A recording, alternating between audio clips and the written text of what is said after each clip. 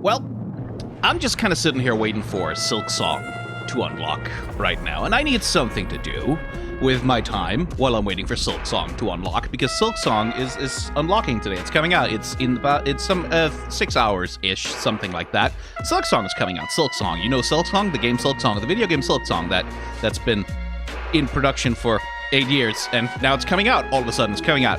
So I need something to do until Silksong comes out. Silksong. I've got Silksong on my mind. Can you tell that I've got Silksong on my mind? But anyway, I figured one thing I could do in the meantime while waiting for Silksong is, while I'm waiting for Silksong, I could look at Deadlock while I'm waiting for Silksong. That's a thing I could do. Because Deadlock has been updated just a little bit, just a tad. I've looked at it before when it was in a somewhat earlier stage of production. It has been updated a little bit since then. For one thing, I believe that this title screen wasn't there the last time I looked at Deadlock, so that's something new. Interesting vibes going on there. Yeah, actually, looking at it, okay. That's actually a really cool aesthetic. Like, along with the music's really good, too. Along with the music, that's like a sort of properly leaning into the sort of noir, eldritch noir film John Constantine. Well, maybe not so much John Constantine, he's more of a Brit, but like that sort of vibe, yeah. All the way up in the skyline looking out with like some fucking hell symbol or whatever in the background on top of that giant skyscraper over there. That's pretty cool.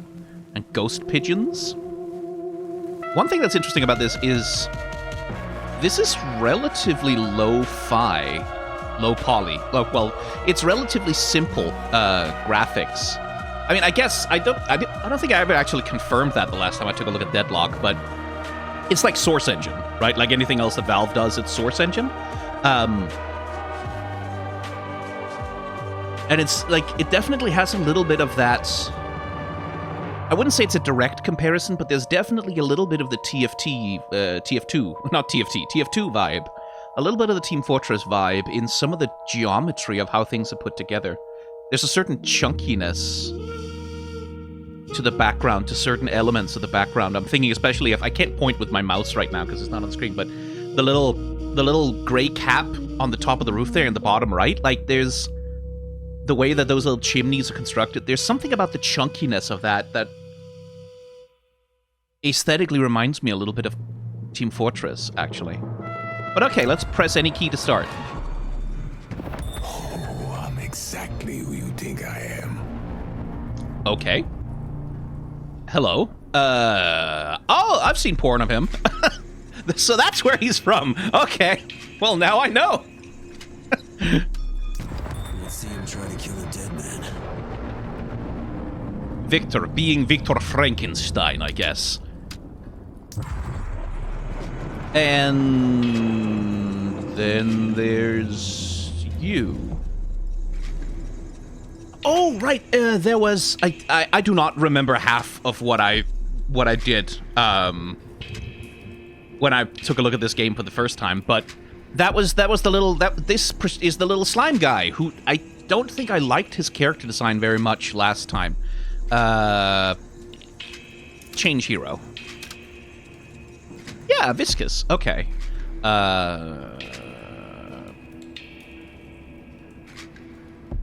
Backstory. The Bermuda Triangle was never a myth. It was a shadow-like nexus underneath the Atlantic Ocean. For the most part, the things that escaped this astral gate were benign, like Nessie. Nessie? Oh, okay. But now something dark and predatory, known only as the Adversary, hunts the seas, and ocean denizens are scared to death. One of these inhabitants, a psychic sea anemone, wants to do something about it. Summoning an electroplasmic goo body to traverse the surface, Viscous is desperately trying to summon the patrons in order to keep the deep safe from the horror that lurks below. Right, so that was the idea, is that it's a little sea anemone, and it's actually sort of piloting like a goo body around, and I think I remember that character design being a lot worse and not really looking like anything. Like, I think it still had the same basic overall body shape, but it just kind of looked like a dude in a diving suit or something. This is definitely a lot better.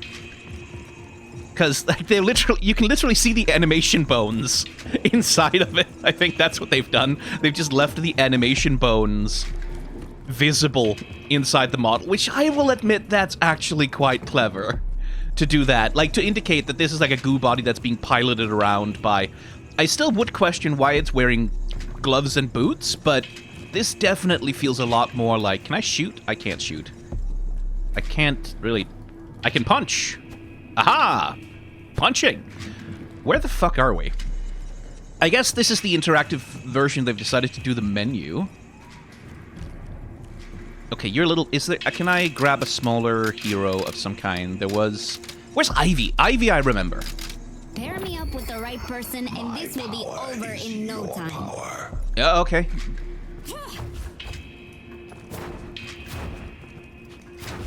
Right, so you have the dash thing you can do. And then that goes in... I've seen clips of this where you slide, and then like that's a major part of like the movement is bunny hopping and doing stuff. Okay, so where the hell are we? This is interesting. I was only going to talk about the characters, but... Well, shit, now I need to talk about the menu, I guess. But it was that little... That one down there, that cap down there that I was looking at that had sort of the TF2-ish chunky geometry. The pigeons also remind me a little bit of Archimedes. Okay. Okay, so it's still very much in its sort of early development stages. They have not quite finished texturing this bear. I see.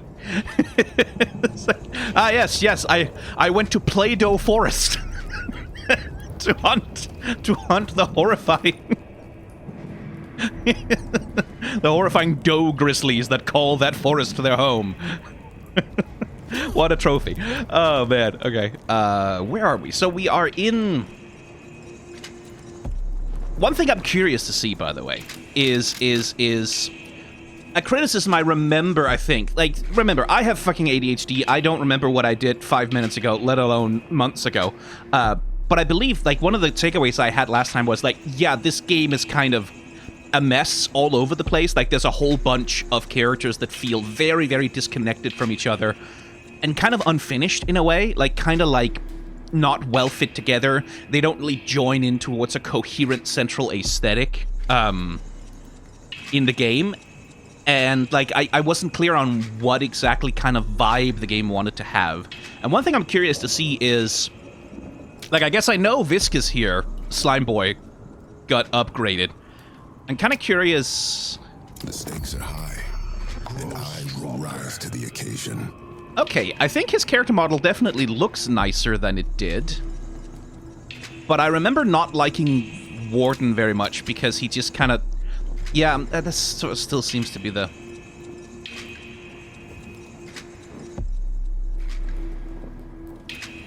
Okay, I need. Okay, I can't look at the character models like this. I need the training mode or something. But first, the apartment. Okay, so this is like...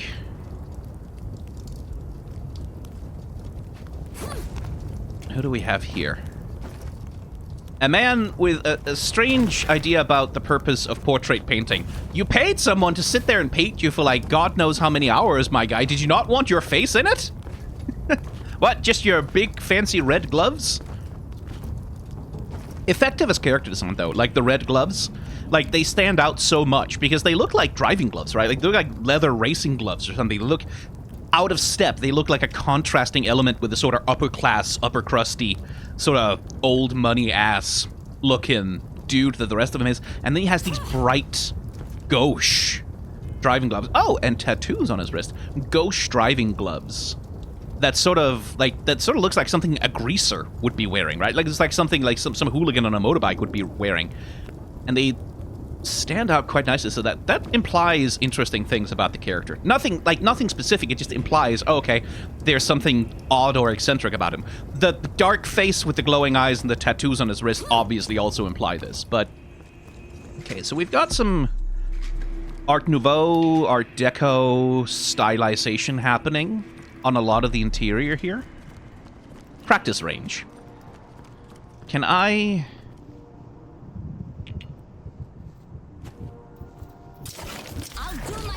Okay, I can use my abilities now. So there's two dudes here. Can I change them? Can I look at other character models in here? Sandbox. Okay, that looks right. That looks useful. Oh, hello, kitty cat. Wait, kitty cat, kitty cat. I've seen... Hang on, I've seen clips... Because there's been clips going around on TikTok, especially, that I've sort of run into. I know they have updated... I always get what I want. I know... You'll see. So that's her cat, right? There is no mercy. They can't run from me. I'll see you soon. Ava! Oh, hey! Yeah, so that's, I guess... Okay, so I guess the implication is that this is her apartment. I've seen voice lines going around, and it looks like Valve and their writers have really put a lot into creating character with, like, the voice lines and the interactions between characters to try and make them more cohesive, and try and give them, like, dynamics that fit together. Oh, I could watch games. Oh. So this is her apartment. I mean, I guess that kind of tracks. Look, she's got... I can't fucking track him. She's got, like, purple gloves on. And she also has, like, glasses that glow. So I guess that sort of aligns whoever this is his character design with hers to some extent. I guess that makes sense. Guess that's her dad, maybe? Or mentor? Or someone she killed and stole the apartment from. But yeah, this oozes money, right? Like, and not just money, it oozes... like, proper upper crust money, right? Not just, oh, I struck rich, like, gambling on a horse track or whatever, but, like, I'm someone with money who comes from money, right? And who has been able to afford a certain, like, not just a certain lifestyle, but a certain class of lifestyle, right? Like, certain class signifiers. Whee! Woo!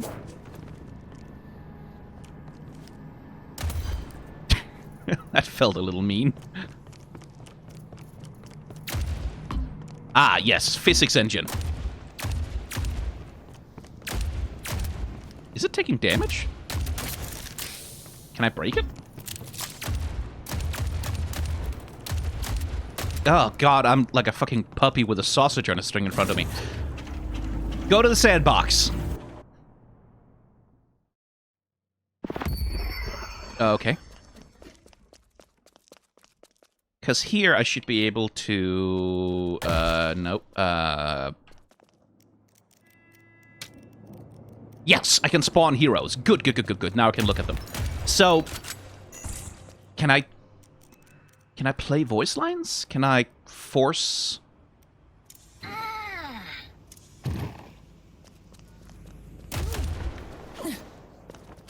It's time to play. Okay, so I can't... Alright, that's a pity. I would like to have heard the voice lines. Spawn camp? Okay. Remove bots. Hey! Okay, so I can't do that, but I can spawn characters. One day I'm gonna die, but it ain't gonna be today. So if I spawn... Oh, because it's the one over here. Right, okay. No one's stopping me. I'm too stubborn to die. No one's killing me. Okay. Let's see. There. Hello. Why are you standing like that? My god, man.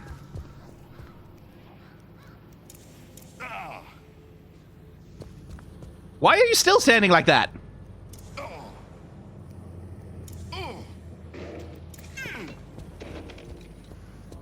Can I get you to stand normal?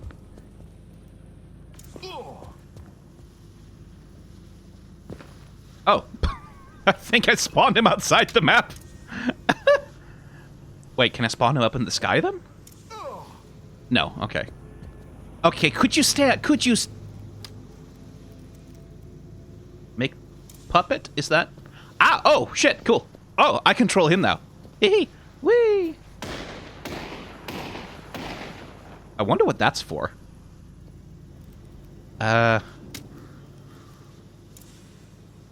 No, okay. Okay. No? Clear follow? Hey, okay, now me again. Okay. So now I can look at him. So he looks... again, I should probably have gone back and looked at the old versions, but it feels like he is higher fidelity than he was. I don't think his character design has fundamentally changed, as I recall. He just looks kind of higher fidelity. So, okay, I don't want to just repeat myself too much from last time. But I do want to get back into a smaller hero who's less in the way. Who's tiny? Infernus used to be hard, now he's just a bitch, slinging Mary Pickfords to other bitches. Oh my god, don't tell him I said that. Okay. Yeah, you're small enough. It's just someone who doesn't get into too much in the way. Let's see. Who has changed, then? Facing me's the last mistake they're gonna make. Wait, hang on. Who wants to play with old Bebop, eh? Michelle's taking a nap. I've probably got enough time to contact some godlike creature. Well, hello, JB Blanc. Ready to start some trouble with me mates. People get me all wrong. I'm not interested in violence for violence sake. I'm interested in violence for money's sake. Well, hello, Vander and Brom, and also Jack the Winner from Legends of Runeterra, and he also played a bunch of the Frost Guard in Song of Nunu, besides playing Brom, and God, that man has had so many fucking voice roles. Why is everyone standing weird when I spawn them? Hang on. There we go. Okay, because one thing I remember about Bebop is there was an element to the design in the game where there was this odd mixture of sort of East Asian elements to some of the characters that I wasn't entirely sure what to make of them. That felt a little bit out of step with the rest of the game. I can see Bebop still has that. There's still what looks like prayer beads around his ankles, and like this folded cloth that sort of mimics the shape of like a samurai's leg armor. And I guess also he's a robot. That sort of has a element of the cyberpunky mecha stuff over it. Although certainly, again, I don't remember the old version of the game well enough to really comment on it, but he feels more cohesive in terms of color scheme. And just the way that he's rendered. Okay. Let's focus on the new ones. Let's focus on whatever's new. This guy Pinup belongs in a scrap pile, and Lash was relevant for like 20 minutes 3 years ago. I'll kick both their asses. Oh, he seems nice.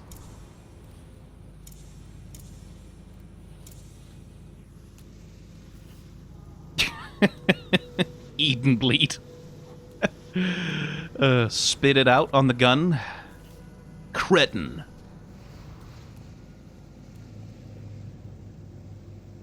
Omega Men. And some sigil... Who's firing guns? Oh, some stuff is happening over there. Okay, so he's not a full goat furry. He's like a dude with a goat's head, a billy goat head. I guess hence the name Billy. Not exactly subtle. But alright. So that's the one thing about this game also. Like, we have this noir-ish... Try and stop me. See what happens. Could you stop standing weird? We have this noir-ish sort of 1920s to 40s-esque general aesthetic, and we're sort of set in that particular era of, I guess, a New York aesthetic, primarily. Certainly doesn't look like Chicago. And so, like, his what was his name? Abrams looks like your classic sort of film noir hard-boiled detective man guy who's a hard-boiled detective who does hard-boiled detective man guy things, and like with this, like the cigarette on his lips and like a little bit 5 o'clock stubble, and he's got the gun, and he's like wearing a collared shirt with a tie, and the whole thing, and the long duster, and he's got a flask and a thing. Like, he looks very much of that time and of that thing. This guy looks like a punk from the mid-70s, right? Like, this is much more sort of 60s, 70s punk aesthetics that are sort of transplanted back in a way that's a little anachronistic. Not in a bad way, necessarily, but interesting. Which was one of the things also about...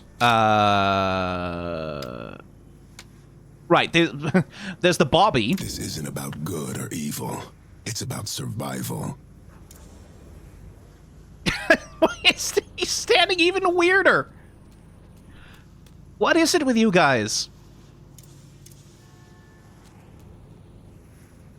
There's the Bobby, and then there was, I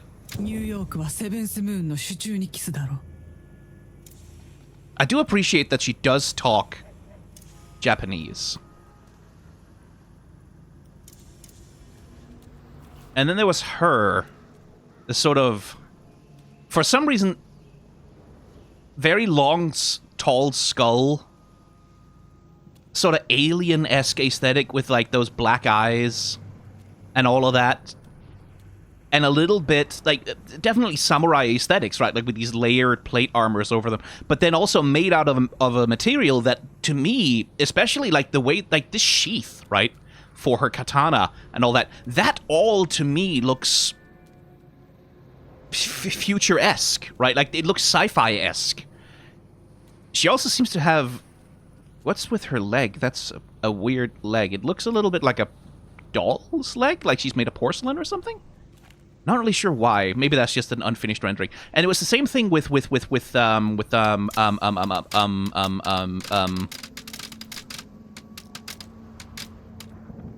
can't replace what was taken from me, but I can make them answer for it. Yeah, same thing with him. Grey Talon. I remember.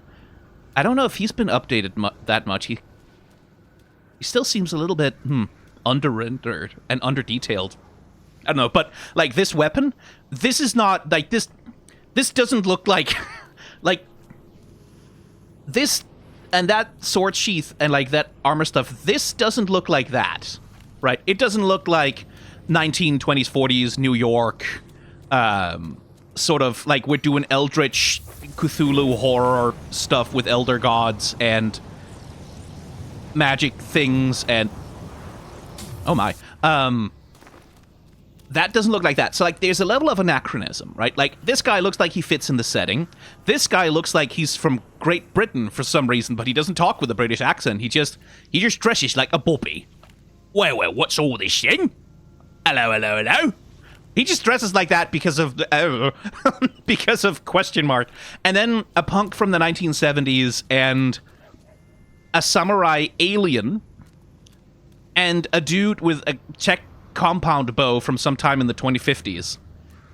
And a launch mechanism that, I'm sorry, this looks like a Fisher-Price toy to a certain extent. I think I talked about some of that in the last video I did, but there is still definitely... So they haven't completely harmonized all the anachronisms. And in fact, like given that Billy here seems to be a newer character, they seem to have leaned into more anachronisms. At least by, like, certainly he's bringing a much more modern aesthetic to the thing. This guy looks like he fits into the aesthetic. Oh, hey, Rosie the Riveter.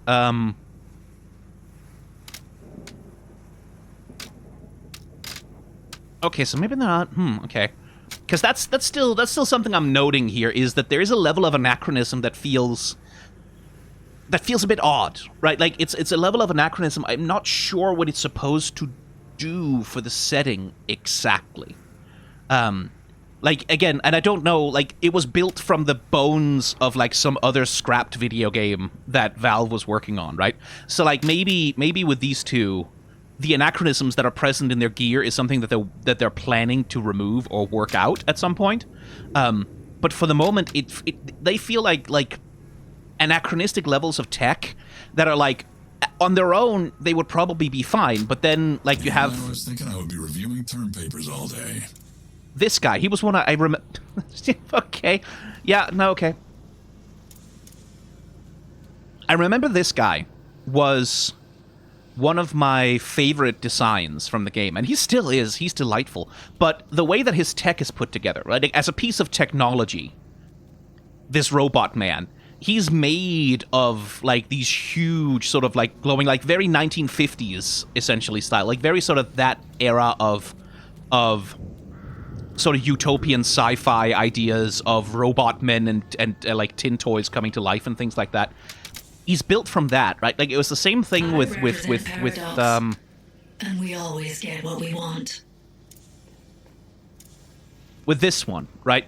That you have this sort of, like, bulb-headed sort of, yeah, I would say 1950s sci-fi style kind of thing, and the same thing with the technology, right? Like, that you have a little bit of that steampunky influence with all the tubes and the block and things that sort of attach to things, and the chunkiness of it.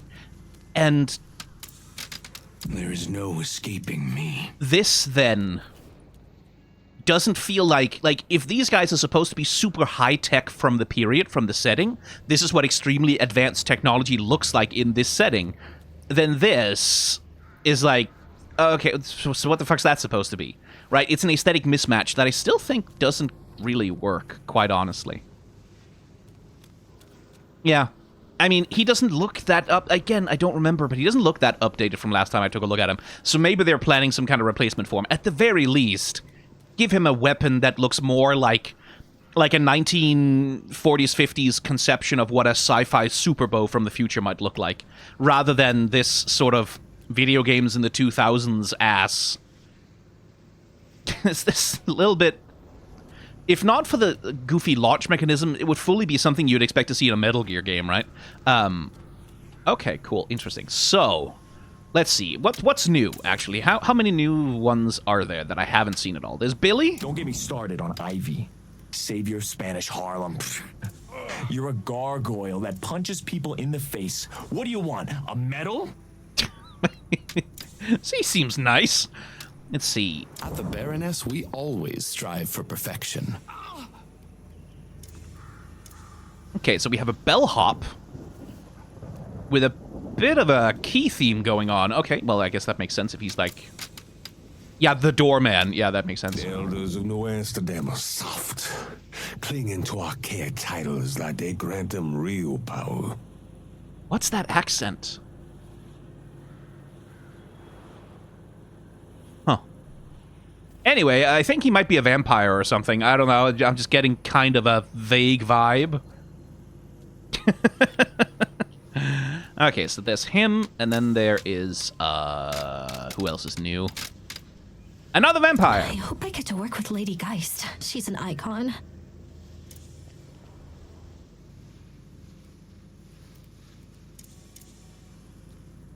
Oh, nope, made you stand weirder. Stand less weird, please.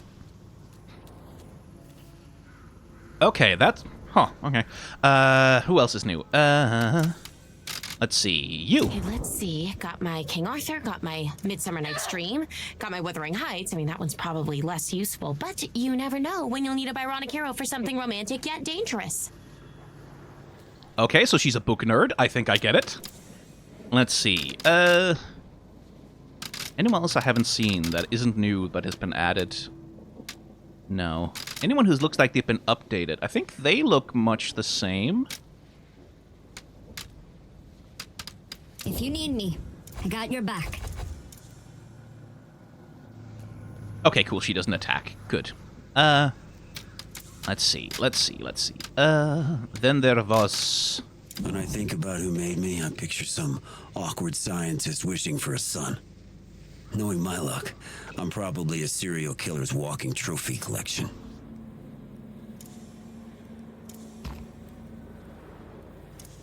Okay. Are those the new ones? Are those all of them? Well, Ivy isn't new, but I wanted to see her anyway. I think those are all the new ones. Although you look different than I remember. I think. You know it's important to give back. That's why I'm taking 3% of my earnings a day and donating them to Lash Back. It's my charity dedicated to children who kind of suck. Okay. Yeah, he looks updated. I think I remember him being a lot... Again, not really... I don't think they really changed his character design as such. He's just kind of been... Yeah, finished. They just finished him, I think, is what happened. What else? I don't think I remember seeing him. Them? Kind of cool with the... Let's just spawn them. Watch something you've never seen in your life. Oh, are you gonna say please or thank you? I hate you. Oh. Oh, okay. All right. So, okay, that... Okay, so that's not really a character, that's a placeholder. By the looks of it. That's really... Well, I guess... Hang on, what's the lore? What's the lore?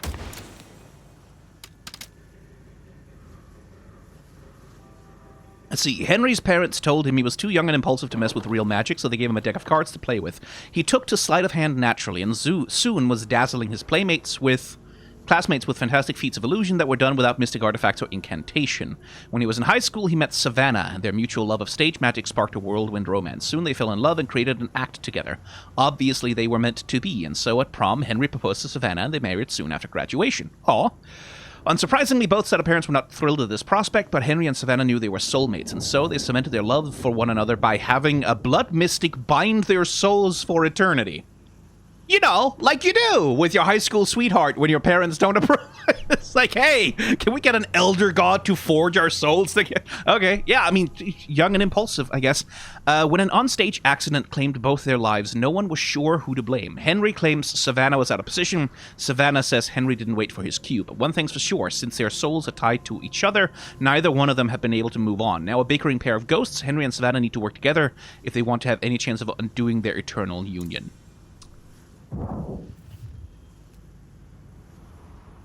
Okay, because I thought for a second, okay, maybe it's like it's a mannequin or something that's come to life, like it was a mannequin in a shop window, and then in that sense, like the very awkward character model would make a degree of sense, I suppose. That would also explain the facelessness, but no, okay, I guess it's a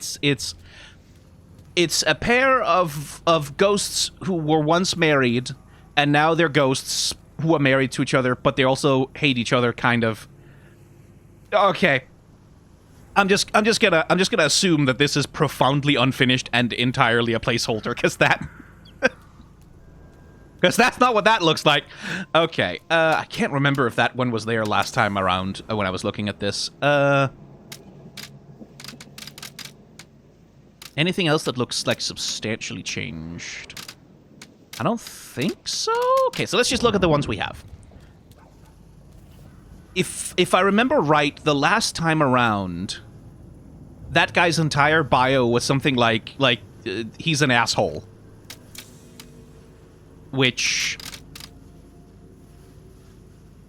Initiate a high-flying, arrogant. Well, I guess. Which it still is. Okay, so he's an asshole. And that's the long and short of it. Yeah, I mean, I think I said it last time. But, like, hang on. Is it still... Oh, I'll summon the patrons. But just so I can tell them, you're welcome. Yeah, because I've heard voice lines out of this guy that definitely, like, they are enjoying writing this guy as a profound asshole. They're having a lot of fun with it. And, okay, yeah, so they haven't... Yeah, I'm still... Okay, so... Yeah... I mean, I guess his only point is that he's an asshole, but... As character design, this... well, one thing that does work, I do like the little glitters and stars and things around his head, like, sort of indicating just how much self-regard his head is filled with. Like, that works. I think that actually... That's actually pretty effective just in terms of making him look like someone who maybe has an inflated sense of self-regard. But then for the rest of it, I mean, sure, he could be an asshole, but why does he have climbing gear? Like, it's this mixture of, like, he's a pugilist, right? Like, he's a classic sort of 1920s, 30s, 40s, whatever, pugilist, or a circus strongman kind of situation with a giant mustache, and, like, he's there ready to, like, punch people in the thing, and he's got, like, a boxing glove. Except the boxing glove is a gun, and I'm sorry, that's stupid. Like, I know he has to have a ranged attack because of that's what the game is, but then give him fucking arms-style rocket boxing gloves or something to hit people in the face with. And I guess it needs to be hit scan or whatever because of game balance reasons. Like, I'm sure there's a game design reason for this, but the dude having a boxing glove for a weapon, number one, is silly. That doesn't work with the character design. And then, why does he have sausages? And I guess a can of beans? Okay. And then he's also a mountain climber. Except he's a mountain climber in torn jeans and, like, a tank top. And his character design is like, the whole thing of he's an asshole is funny. But his character design, I think, remains just kind of a mess. Anyway, Rosie the Riveter over here. You looked very different last time, didn't you? I think last time she was one of the anachronisms. Like, one of the things that really looked out of step with what the rest of the game was doing. And they've certainly addressed that a lot. Like, she looks a lot more like someone who's working in the war factories of World War II, right? Like, that seems like she's very explicitly modeled on Rosie the Riveter by the looks of it. And that seems to be very much what they're going with. I really do like the, like, bandana thing that she's got going on, holding her hair back, and then, like, this messy hairstyle that's sort of being, like, that has an element of, like, the practical, of, like, someone who's like, fuck it, get this shit out of my face, I need to work, kind of vibe. Like, that's pretty damn effective. And then, like, being bright blue, red, yellow is sort of like a very, rather cheerful aesthetic. One thing I'm kind of missing is I don't think she's dirty enough. Just in terms of if she's supposed to be like the combat engineer who's doing all the hard sort of building work, and she's someone who's always in her work gloves and the apron and like the overalls. I feel like she could be dirtier. Like, I feel like they definitely have some of that on her face, right? Some grease marks and things like that. They probably could do a bit more around the texturing of the character itself to make her sort of like she's just come out of the fucking foundry where she's poured this gun and assembled it, and now she's ready to test it on you kind of vibe. All right. Hey, Ivy. How you doing, girl? I don't know if she's been updated. Again, I feel like all the returning characters I've looked at have just kind of looked better textured and more resolved. Well, maybe except for him. I really like her expression. God damn it, I want to get down lower. Who's smaller? I need a lower point of perspective. Who's short?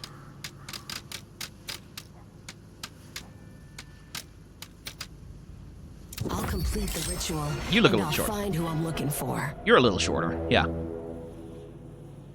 Look at the smile she's got. Oh, she's cute. I can't crouch, can I? I can! Hey! What an appealing face. Like, she's just happy all the time. Look at her! Aw. He's also happy all the time, but I suspect for different reasons. Right, so Frankenstein's monster, I guess. What's your lore? He's called Victor. I mean, a lot of people spend their whole lives wondering who they really are. For Victor, this existential question is made more complicated as he woke up on a mortuary table with no knowledge of his creator, why he was made, or whom he is made of. Now searching the 5 boroughs for answers, Victor is hoping to find someone who can identify any part of him. Yeah, so Frankenstein's monster is basically what we're doing. Interesting take on it, though, because that's a Frankenstein's monster people want to fuck. Well, people want to fuck all the versions of the Frankenstein's monster, more or less. But this is a pretty boy, right? Like, this is a sad, tortured, sort of sallow-eyed, fucked up, scarred, with barbed wire wrapped around his arm because of some reason. Like, tormented, broody emo. But then, look at his face. Look how handsome. Look at, like, the intensity of his gaze and out of those, like dark-rimmed eyes. And like, this is, like, I mean, I guess, as she said, the Byronic hero. And the thing is, the creature in the original, like, Frankenstein, in Mary Shelley's original, was always supposed to be kind of a tragic, sympathetic character, right? Like, sort of in the Boris Karloff version, in the movies that were made by Universal, he was turned into much more of an explicit monster. That's where we get the idea of, like, the green skin and all of that from. But originally, he was supposed to be much more of, like, a tortured, poetic, soul with like a deep well of feeling, and who was like horribly harmed and abandoned by his creator and like searches for meaning in the world. He was like a Byronic hero in that sense, like someone who's like driven by this deep well of feeling, right? And this deep sense of injustice about the circumstances of his creation, which, you know, classic romantic hero stuff. So they've clearly gone more in that direction with him, making him much more of a sort of an attractive emo sad boy boyfriend sort of situation. And I'm glad that they haven't skimped out on the scars. Like my guy is properly scarred, right? Like properly damaged. God, I wonder where he got that arm from. Properly damaged, like kind of fucked up and put together from bits and pieces. I do think, like, one thing is, it would have been nice if he was put together from pieces that fit together a little bit less well, right? In the sense of, like, he has this fucking ripped-ass torso with, like, fucking, like, looking like a dude who goes to the gym every once in a while, right? Like, but then, what if he had, like, a tiny arm, like a little arm, that wasn't from someone who clearly has never gone to the gym in their life, I'm gonna fucking plays chess all day or whatever. Like, there are little things they could have done to maybe make him a little bit more grotesque, a little bit more mismatched. But clearly that's not what they're going for. They're going for sad, emo, kissable, like, angsty boyfriend. Interesting costuming decision, because the costuming, you can see they've also gone for, even his clothes are kind of, like, patched together from various bits and pieces, right? Which I think is, like, that's good coherence. Insofar as, like, the whole character looks like he's... What the hell is the gun that he's using? Insofar as the whole character seems like he's pieced together from bits and pieces. It's also one of those things of, like, but why would his... Like, why would his clothes be stitched together if his body was? Like, wouldn't he have... I guess he found the clothes in a dumpster or something. He woke up in the mortuary, stumbled outside, just found whatever clothes would fit him in a dumpster. Again, there's the idea of, like, what if he was wearing clothes that really didn't fit him, right? Like, that were way too big for him, and he had to, like, sort of, like, get a piece of twine or something and string them, like, and tie them in as, like, a makeshift belt, or, like, it seemed more like he's kind of had to put together his outfit just so as not to be too indecent while running around the boroughs of New York kind of vibe, where, especially the boots and stuff, yeah, I think they could probably have done a little bit more to make him sort of mismatched and grotesque. Like, the boots sit nice, like, the pants sit nice on him. Again, from the perspective that one of the main objectives here is we want him to be hot, like, in a sort of sad, like, in a sad, broody, emo monster boyfriend kind of hot, then pants that, like, sit high up on the hips like that sort of, like, sure, like, that works, absolutely. Mostly just from the perspective of, like, this guy woke up in a mortuary, he knows nothing about who he is or where he came from, he's had to piece together everything that he's got just from, like, whatever scraps that are lying around. You could probably have done a little bit more with that, but other than that, I do appreciate, like, I'm looking forward to the Guillermo del Toro Frankenstein movie, also. Because, like, that's also taking much more of a sort of sympathetic, romantic angle on the monster. Yeah, I do like the barbed wire around his arm feels so much like, why would you not just, why would you, like, I understand you can't get rid of, like, the energy capacitors or whatever these are that we use to revive you, but, like, surely the barbed wire, you could pull that out, right? Surely. But again, the point is, tortured, sad boy, constantly in pain, emo boy, like, and from that perspective, there's also a character design element of, like, I don't know what his personality is. I haven't seen that many sort of voice line interactions from him in the random stuff that's come across my TikTok. But, like, if he's, like, sort of prickly, or he's afraid to get close to people, or if he sort of has a tendency to accidentally push people away because he doesn't know social graces, like, he was born yesterday, he doesn't know how to be polite or whatever, like, I guess, or as a signifier of anger, right, like, that this guy is absolutely fucking livid about being revived and put into the world with no guidance, that's very much the original Frankenstein as well, right, like, that the monster in Frankenstein, the creature, rather, is very, very angry with Victor Frankenstein for birthing him into the world and then just abandoning him and leaving him with nothing and no one to guide him and no one to, like, help him figure out who he is or where he came from. Like, there's definitely an element of the creature in the original Frankenstein of like, someone who's just fucking angry like rageful and hurt and sad and wounded and like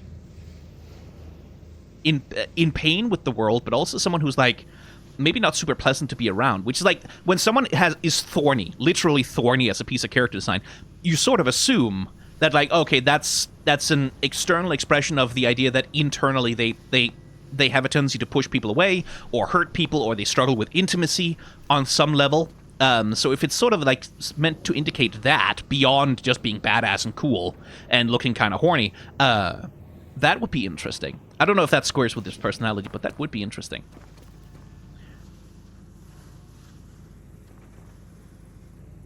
Are people shipping those two? Well, actually, looking at people are shipping this guy with everyone. Like, there's no, that just by look, I can tell that there's some pictures of this boy smooching more than a few of the members of the cast, I suspect. So Billy Goat. Let me get a look at. Billy is a white hot ball of rage. Fury is the very notion of something. Maybe it's the cops, maybe it's magic regulations, maybe it's the service that the Giro place downtown. Not the good one, the other one. Don't ask him how he got the goat head. Okay, so he's sort of a Jacob Lash situation where they're not really telling much of his story through a bio. I think I've seen some voice lines with him, and he just kind of seems to be an asshole to absolutely everyone for no apparent reason. Like, sort of like yeah, you're stupid, you're a poser, fuck you kind of vibe seems to be his deal. Which, like, again, talking about prickly personalities, right? Like, that squares with just how many fucking spikes, right, are all over this guy's character design, right? Like, the spiky, like, frayed edge of his t-shirt, like the spikes in his nail bat, the spikes through the horns, which I think are very cool. And just, like, the general spikiness of his character. Like, there's just points and spikes and points and spikes and, like, triangles and, like, everything about him looks sharp, right? So he looks like a dude who would be fucking angry with them. Oh, okay. He looks like a dude who would be fucking angry with the world. He also looks like a little bit of a parody of an anarchist, right?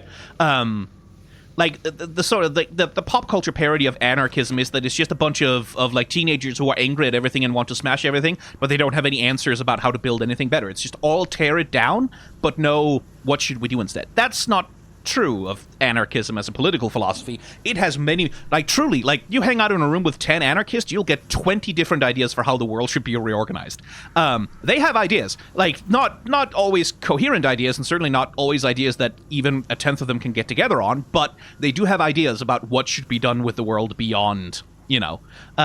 So he looks like a bit of a parody of that, and I guess if his whole personality is just, I am angry at things because of no particular reason, and I'm just a jackass to everyone around me, that seems like playing that particular archetype pretty straight.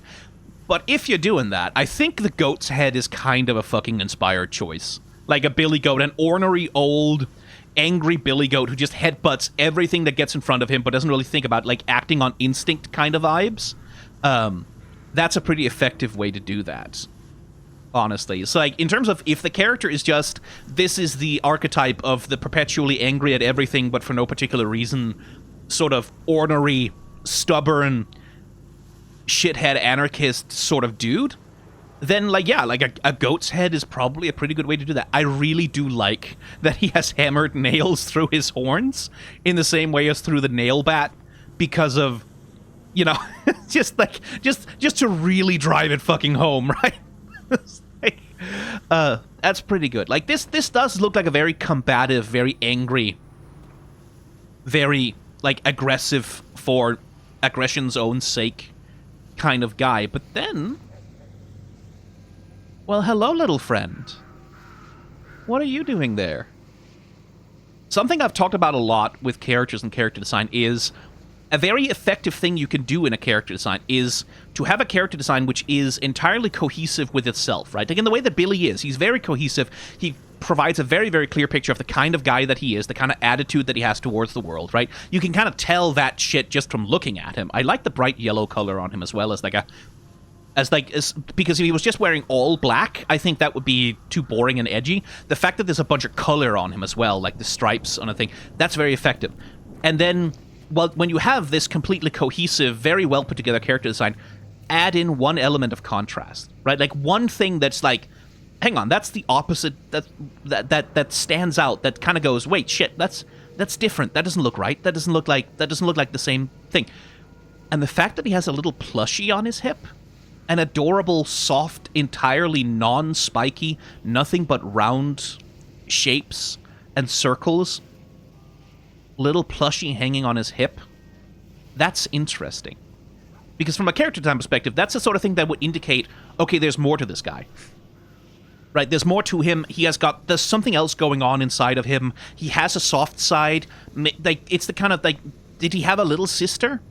And that was her favorite plushie, and then she died, and that's why he's so angry, and, like, that's part of how he got cursed with the goat's head, and now he carries it around as, like, a memory of her to remind him of why he's so pissed at everything? Or, like, is this the reason he has the goat's head? Like, did some malevolent spirit attach a goat's head plushie to him that he has to carry around forever, and it's turning his head into a goat? Whatever it is, having this one contrasting element that stands out implies to the audience something's up with this, right? Like, there's something going on here. There's something here to engage with, to think about, to consider. Why is this here? Where did it come from? Why is it so opposite to the coherence that is everywhere else in him? Why is this thing standing out like that?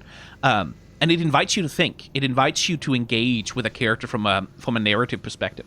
And there doesn't always have to be a satisfying answer as to why is the contrasting detail there. Like, sometimes it can just be there to invite the audience to reconsider their impression of the character. And that's really effective. I like that a lot. Just one little extremely round, soft, sweet little plushie with not a single spike anywhere on it, to contrast against the ragged edges and hardness.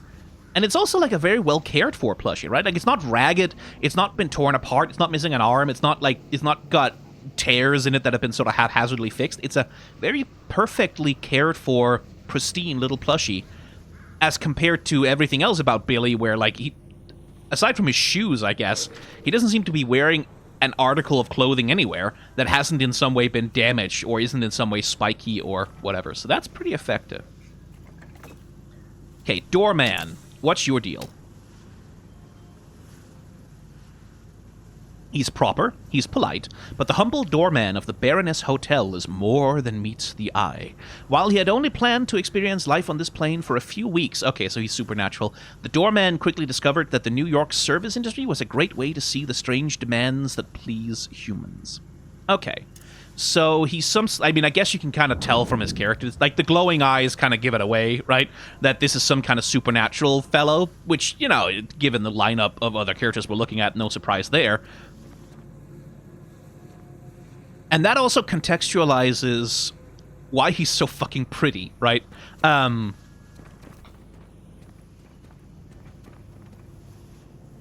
we'll get to you later. Because a bunch of the characters, like, there's different levels of, like, physical attractiveness amongst the human characters around here. Like, this guy is like a sort of Wolverine alpha fuck monster kind of situation, right? Like, I've seen the porn fan art of this guy. People are extremely horny for Drifter here. But there's, like, varying levels of stereotypical attractiveness, right? Like, engineer lady McGinnis.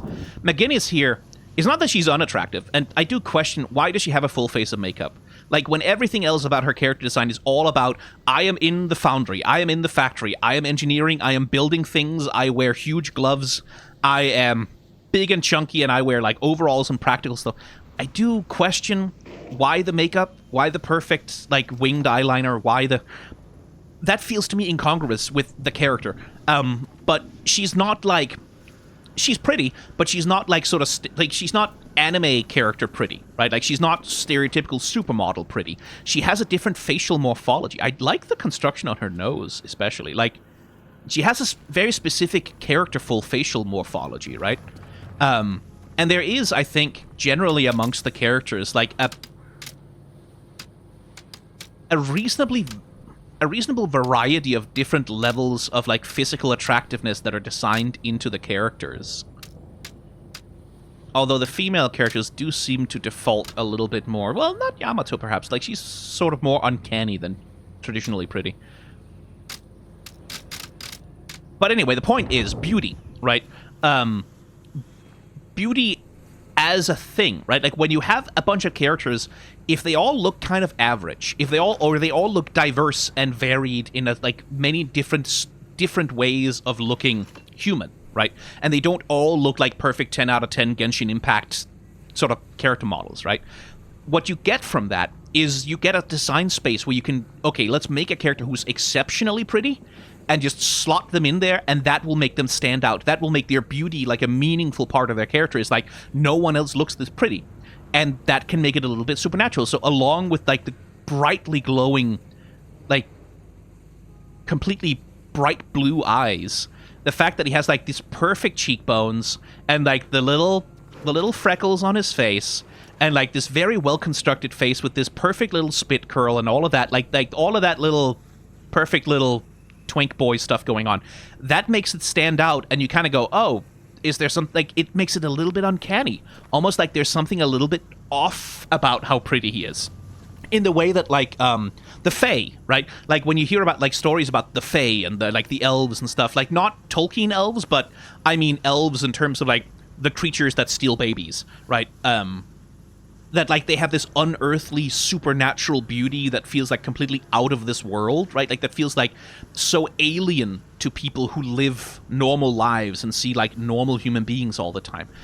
When you have that level of variety among character designs, which certainly exists among the male character designs, maybe not so much among the female as I'd like, but like you look at Shiv here, you look at like very handsome man, but like there's very different levels of like stereotypical attractiveness between a bunch of the male characters here. And I think, isn't Pocket like yeah,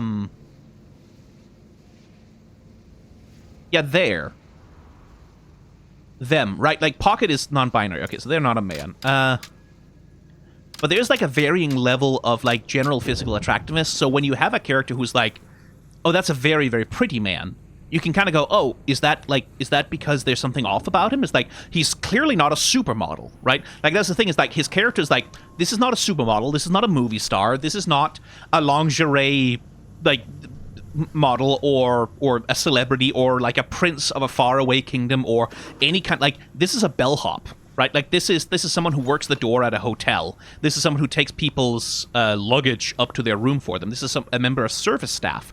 And so why is he this pretty, right? That feels incongruous, but that wouldn't work. It would never work if every character in the game was that pretty. If every character in the game had, like, such a beautiful face construction and, like, were so clearly designed to be attractive, then that wouldn't work. It wouldn't have that element of the slightly uncanny, which is, like, that's also supported by the rest of his character design, like that posture, right? The fact that his arms kind of look like they're a little bit too long for his body, don't they?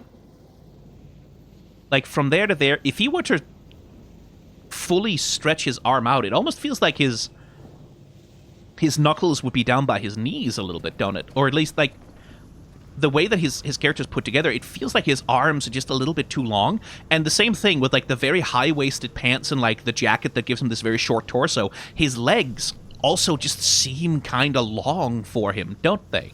Right? Like, it seems like he has a very, like... So there's something slightly uncanny about his proportions, I think, that sort of aids in this sense of, oh, something's up here. Like, something's not quite right with this guy. This is not just someone who's, like, a very good bellhop who's working at a famous hotel or whatever. This is someone, like, there's something else going on here. And again, the glowing eyes are obviously the biggest giveaway here of something being off.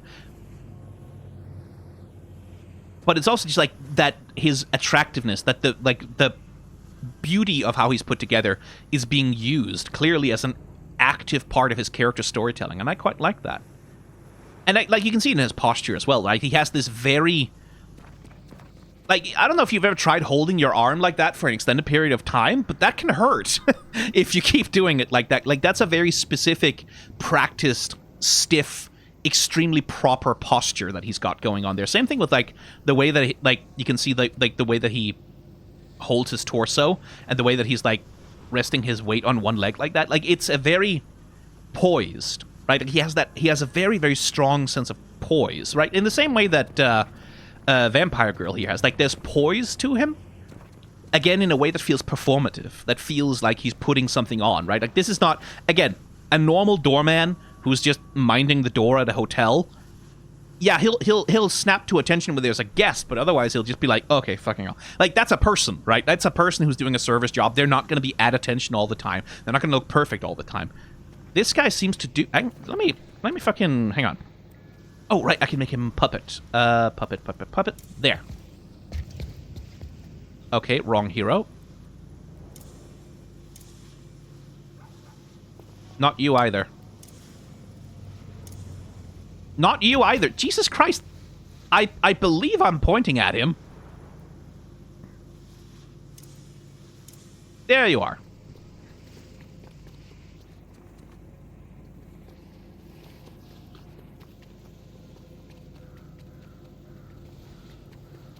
Yeah, you can see it in his run animation as well, right? Like the way that he has the hand out completely flat.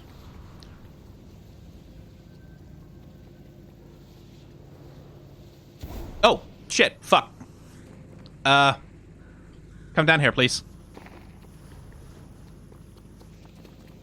Like, even his run animation has, like, a certain level of slightly performative poise to it, right? Like, it's not really quite natural. I like that. And then, of course, like, there's the somewhat more obvious keyhole on the hat. There's also some infinity symbols going on, which I guess indicate his sort of supernatural nature. And keys.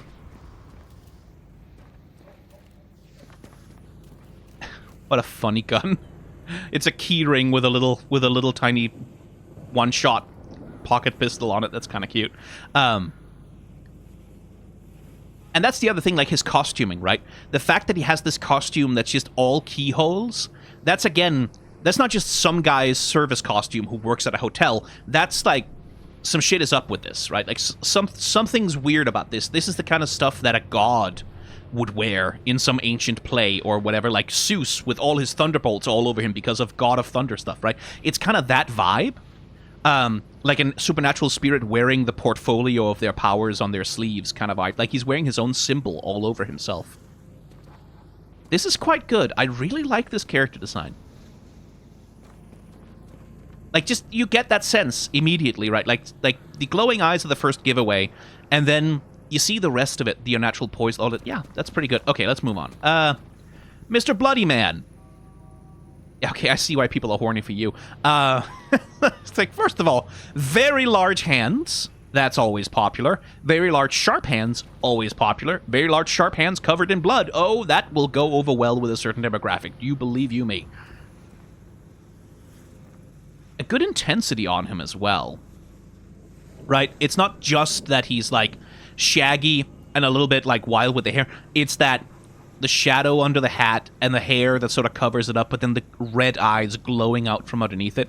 The smile doesn't hurt either. Like, the fact that he seems so gleefully joyous in the violence that he does, that, like, he's clearly reveling in it, and then the fact that he's fucking shaggy as fuck, right? Like, that this dude does not take proper care of himself, right? He's covered in blood, his shirt, his clothes are ragged, he's got, like, a rope for a belt, right? He does not wash himself properly. Like, you know it smells crazy when this guy's in the room, right? But just that there is this wildness to him, right? Like, this wildness, you can kind of see, like, what did his voice lines sound like? They gonna cry, they gonna beg, they gonna scream. Let's get this show on the road. I'm feeling peckish. We all got weaknesses, but mercy ain't one of mine. Can't wait to see how Manhattan's changed in a generation. By the time I'm through with them, the cops won't be able to identify the body. Sounds a little... I'm not an expert in American accents, but like a little New Orleans-esque? An ancient vampire roaming across America, the nameless monstrosity known as the Drifter has been preying on the living for generations.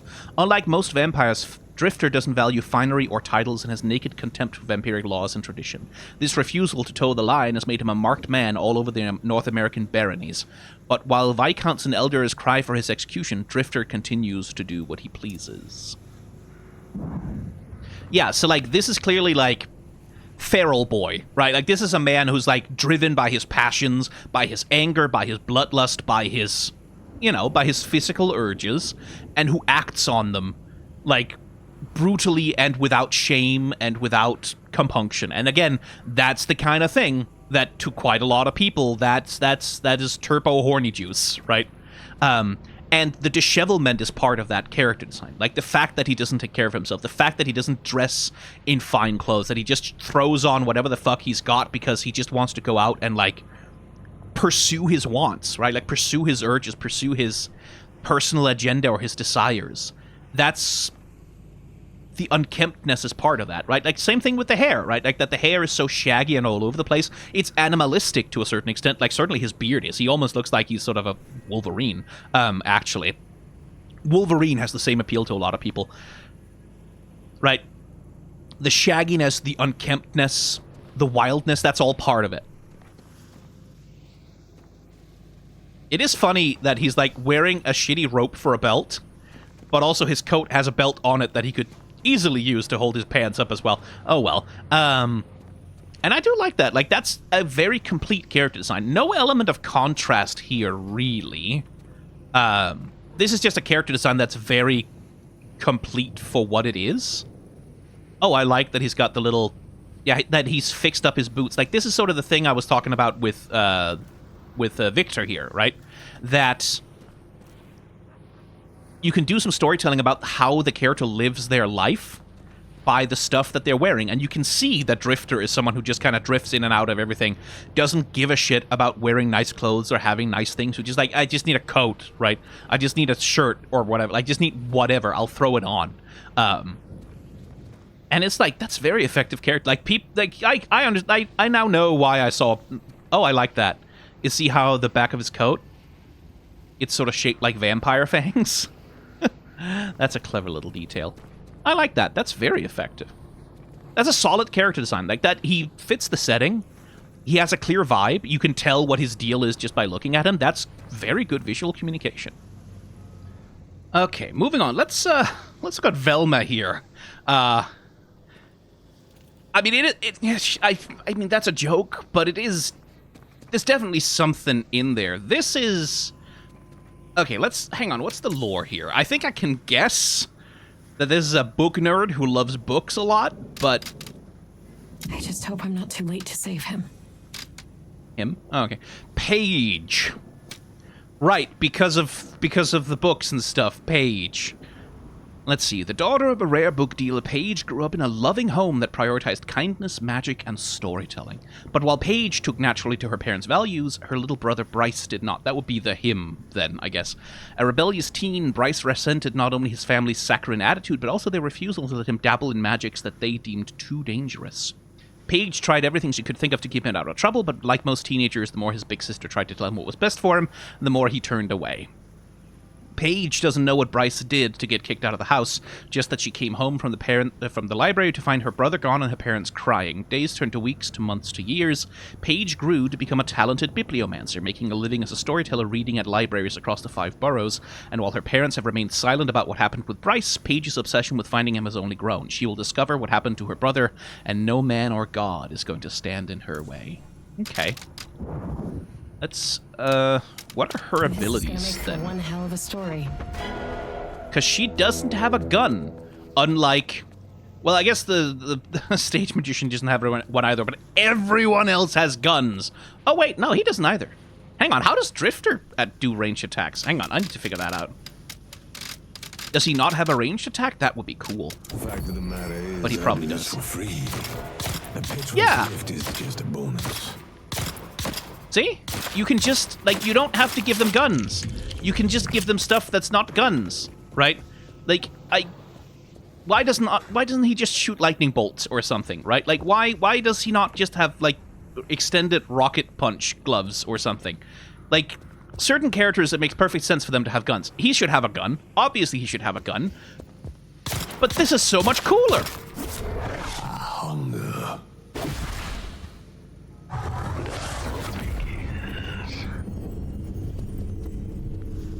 Oh, this is like you mark enemies and then you get extra damage against them or something like that? Okay.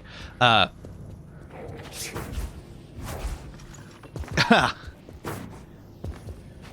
like that his dash is like...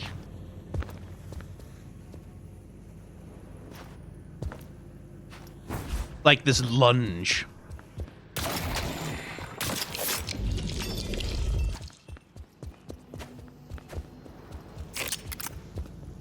Yeah, that's pretty cool. Okay, but Paige, what's that orb on my hip? Probably some gameplay thing. Paige. Do you think I brought enough books? I mean, it's probably enough, but I remember this one time I planned on it being an Austin day, but life was like, sorry, lady, it's Bronte time, and I was just, God, I was not prepared. Oh boy, okay, that is a book nerd. Oh, cool. So she like, yeah, she flips a rune or an image out of her page. And then her reload, oh, that's cool. Her reload animation is like closing the book, flipping to a new page, and then... That's very cool. Okay, that's cool. And then she can, like, I guess summon a dragon? Can I turn off... No cooldown, thank you. Okay, so it's like an AoE... Wait, what's the text that spawns? Okay, nothing I can really read. To name a hue something. Probably some copy pasta, lorem ipsum sort of thing. Oh, okay, so... Ooh. Don't worry about a thing. Right, so that's protection. Stop right there. I really need this to work. Okay, so that's the sword in the stone. Lady of the Lake. Okay, so it's Arthurian legend is what we're playing with here. Bring your enemies low. Okay, that's cool. I like that. That's really nice. It's like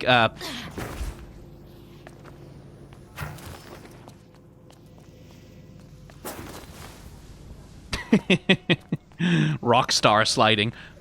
Okay, because there's definitely an element of so like she's a book nerd, right? Like that's the main thing, and that's yeah, like it's they're not subtle. She's a book nerd.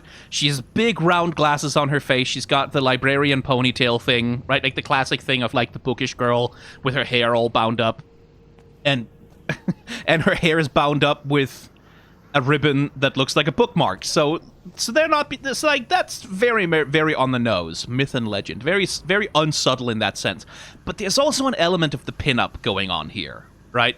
Like she's not like massively busty as far as I can see. I don't think they're necessarily playing into the sort of big titty book nerd kind of specific. But they're definitely doing a thing with a bit of thigh and the skirt that's slightly short. And like sort of like the turtleneck that with like the dress that ends right under the bust to sort of push the breasts forward.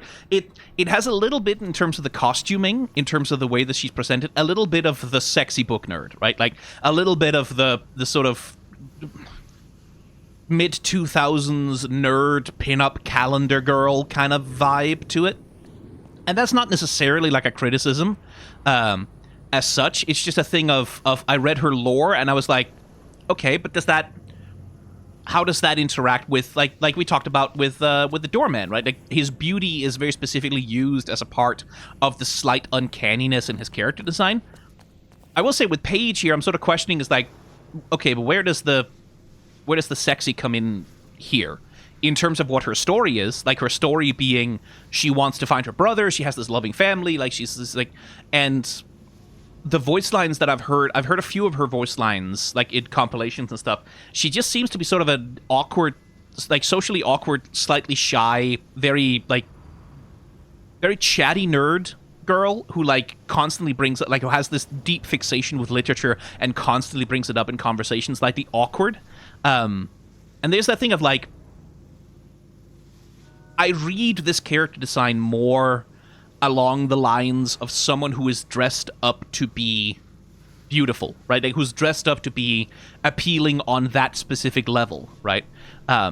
Whereas when I think of, like, what kind of character, if someone who's, like, very obsessed with books and literature and who really just cares about reading and, like, who's reading to children and, like, how do you express that visually? Like, how does that kind of person dress? And I'm thinking a little bit more in terms of Miss Frizzle, right?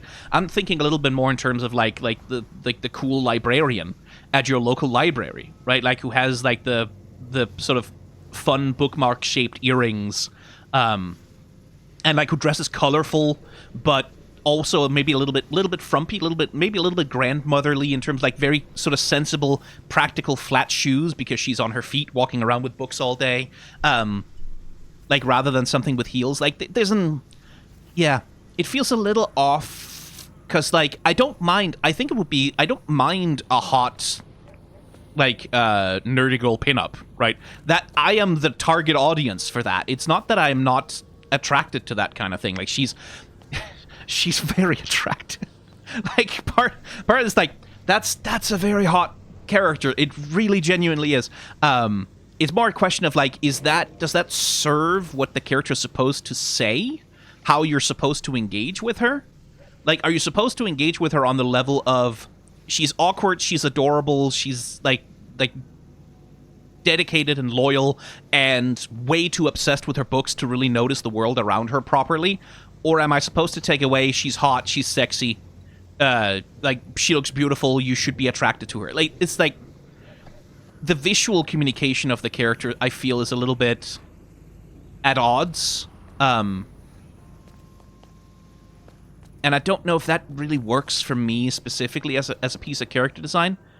Because, like I said, like, if this is pandering to anyone, it's pandering to me, and I am pandered to.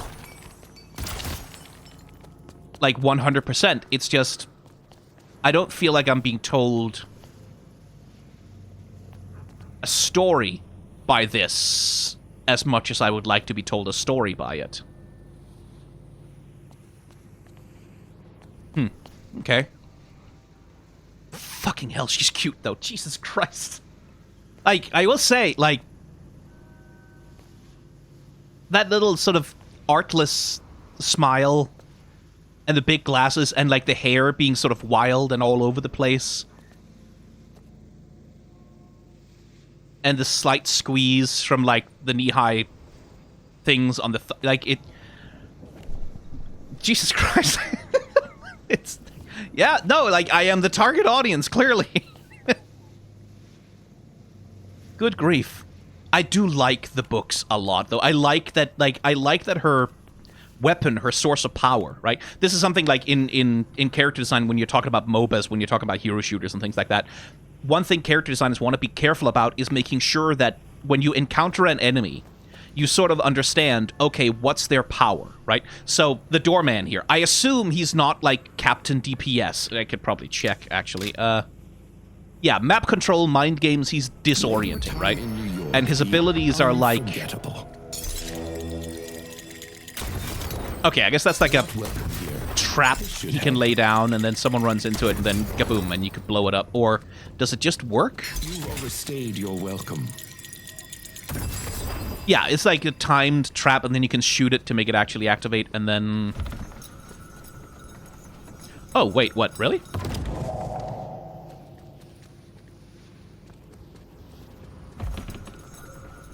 So is this... oh, is it fucking portals? Oh, it's just... this is a triumph. Making a note here, huge success. Okay, literally just... he just has a portal gun, right? And that makes sense. If I may have a word. Oh, it's a luggage rack. What does that do? Not today. Oh, it's like a knockback. Yeah, so, like, when you look at him... your elevator awaits. I guess that's like a... I guess that's like a crowd control thing.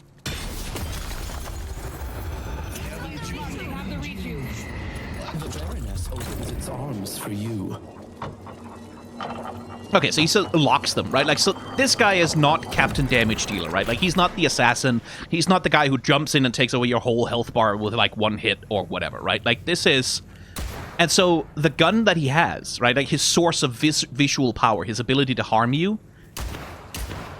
I'm sure he does damage if he headshots someone.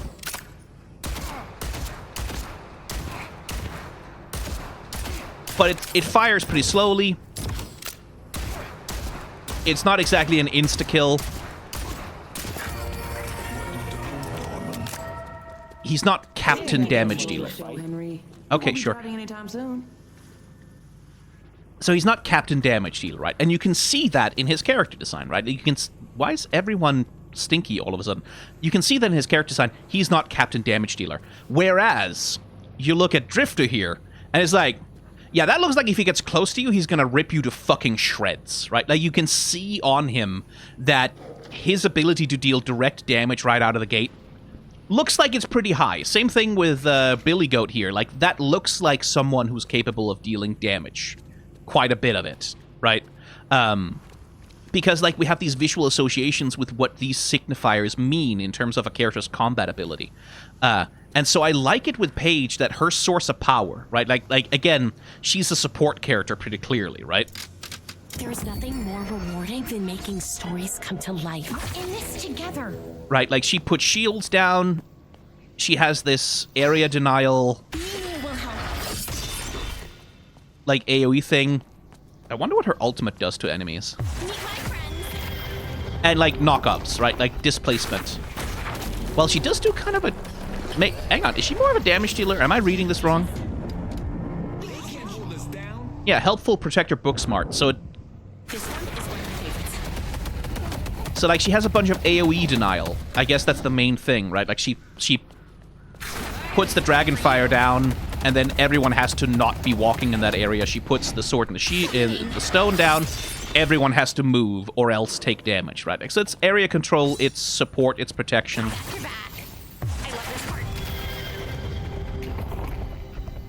Yeah, healing allies and dealing spirit damage to enemies. Bonus damage for allies. Yeah, that sort of thing. And like, so her power source is books, right? Like her power source is a thing which is not a weapon, right? Like a thing that's not a sword, it's not a bat, it's not a gun, it's not claws, it's a book, right? Like it's a book, so her power is imagination. Her power is, it is not associated with lethality or with killing or with doing damage or harming. It's associated with creativity. It's associated with, like, softness in many ways. It's like associated with imagination, with escape, right? I like that. Like, as an element of her character design, the books are really fucking good. And I do like also, like, that's a bit of characterization that I really like, that she has too many of them, right? She's not a wizard with one magic tome that she's running around with and that magic tome is casting spells for her. No. She has way too fucking many. And the books have bookmarks all over them, right? Because she's halfway through half of them and she wants to go back and reread a chapter of the other one. As a bit of character storytelling, for what kind of person she is. The fact that she's got way too many books and it's impractical and it's actually kind of a stupid idea to have this many books with you when you're running around, that I really like. Because that tells the story of, like, slightly awkward, literature-obsessed book nerd who's not really made for combat, who's not really made for war. Brings consequences once more. Okay. Who's not really here for war, who's not really here for, like, murder or killing. She's not an assassin. She's someone who, like, she's not practically minded, right? Like, she doesn't go into battle like, I'm only taking exactly the things that I need. I'm preparing. I have a kit of specialized assassin kit. That's not it. This is a nerd who just grabbed whatever she sort of impulsively thought she might need off her shelf and ran off to go on an adventure. Like, it's very Bilbo Baggins in that way. I really like that. Like, I think that is extremely effective. Now, Vampire Girl, let's move you away from the Billy Goat there for a sec. Boop. Let's have a look at you. So again, here we're dealing with some anachronism, right? Like, not in the sense of, like, this does look like a sort of, I guess, late Victorian, maybe Edwardian sort of fancy lady's overcoat. but then it has this very short cut, right? Like, and like this Batwing motif in the way, like in the way that it's put together, and it's sort of puffed out like a tutu, like a skirt, right? And it has a lot of like she's revealing like a lot of cleavage, and she has like the thighs and like the stockings and all of that. She's like to a certain extent sexualized, and she has like this short haircut, which is like again contemporary to the period.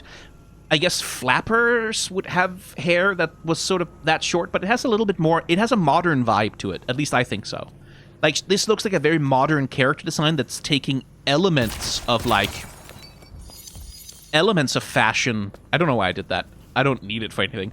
Elements of fashion and elements of like sort of old-timey character ideas, but then transplanting it onto a character whose feel is very modern. And I sort of like, I can't help but hear Persona 5 music in my head when I look at her. Like I'm sure you can imagine why, but it's something to do with like both the texturing and like the use of this huge all red flat color surface, right? Like as a point of like strong contrast to sort of frame the character herself. And there's also a cutesiness to it, right? Like there is an element of she's like a doll to a certain extent, in the sense of it doesn't have an umbrella. She has a fucking vampire Batwing umbrella with like these very sharp, right? Like very sharp curved edges into spikes that look like bat wings, and it's got like a spike on the end, and like her gun is not just a gun, it has a little bat wing for the firing hammer, and she's wearing this purse which has like a little vampire bat on it. Like there's an element of she's almost like a toy, right? There's an element of sort of slightly toyetic character design here, which I wonder what the lore is, what might justify that. Let's see. Mina Ha had it all. Rich parents, elite education, and an arranged marriage that would see her ascend from run-of-the-mill upper class to American royalty. She was happy. Then her betrothed was assassinated. Mina wept, not for the life of her fiancé, but for the future that was stolen from her. Why couldn't the killer just wait until after the wedding? Then she'd have the last name she always dreamed of, and no one would even have to pretend to love anyone. It would have been so perfect, but life wasn't fair. And so Mina did what she always does when things don't go her way. She told her parents to fix it. Okay, so she's a spoiled brat. Mr. and Mrs. Ha knew that the only way to appease their daughter was to offer her something greater than what she lost, and marrying into one of the world's most lauded families was a tall order to top. They had to think big. They had to think outside the box. They had to promise their daughter immortality. It took a small fortune, but eventually they found a vampire who was willing to turn her. Unsurprisingly, Mina thought the idea of eternal youth and a trust fund was an acceptable plan B and happily agreed to the proposal. Now a fledgling vampire, Mina is quickly discovering that the clout she held as a human has no weight in vampire high society. And while at first that annoyed her, if there's one thing Mina has a knack for, it's learning the rules so she can subvert them. She will be the Viscount of New York. The other vampires just don't know it yet. You have excellent taste. Yeah, there's definitely an element. I guess that sort of ties in with the idea that she is immature, right? That this is sort of an immature little spoiled brat kind of situation where she has like a childish idea of what a vampire is and like what a member of high society is supposed to look like. And yeah, I guess that's the idea. And I guess from that perspective, that does make sense as a bit of character design. It's like she's sort of presenting herself like the purse has little vampire teeth on it, right? Like it's cutesy in the way that this is sort of subtle a little bit, right? Like it's like, oh, there's a vampire teeth motif there, but it's not drawing attention to itself. This is more like, hey, this is the purse of a vampire because it's red and it's got white teeth on the thing because of blood and vampire teeth. Hello, look at that. Like it's very like toyetic. Like it's sort of, it is childish in that sense. And that kind of makes the gun make a little bit more sense as well, as this tiny little pea shooter of a thing.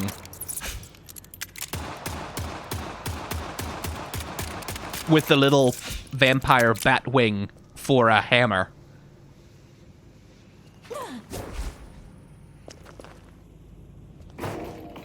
Yes, the little ballerina twirl. with her, yeah. So like, I guess that's the presentation here, is that this is a spoiled little brat who's sort of play acting at a child's idea of what a vampire princess would look like. I guess. I do feel like she still errs a little bit on the side of the too modern. Again, it's that element of anachronism, right? Where it feels like the character design aesthetic, not necessarily the individual pieces, but the sensibility that it's put together with, feels stylized in an extremely modern way that isn't, like, necessarily out of step. I'm trying to parse how I'm feeling here. It's not really out of step necessarily with how weird and anachronistic everything else is. I guess it's just that I can't help but have the Persona soundtrack playing in my head. I can't help but have that association. And I guess that's the thing that feels incongruous, is that it feels... the stylization, the elements of stylization, the level of stylization here, it feels like it has something of the anime about it. And I guess that's why it feels a little out of step for me. Probably. I'm not 100% sure. Like, I just know that instinctively something about this doesn't feel quite right. Something about this feels like it's not connected with the rest of it. In sort of the same way that the policeman does, the Bobby. In sort of the same way that Yamato feels a little bit out of step with the rest of it. She feels like she was teleported in from a different video game. Like, that, I think that's really the thing. It feels like a different approach to stylization than the one that they're using on the other characters. It feels like, yeah, That doesn't mean the character design is bad, necessarily, just that it doesn't feel like it fits the vibe of the rest of the game quite, for me. Yeah. I will also say I quibble a little bit with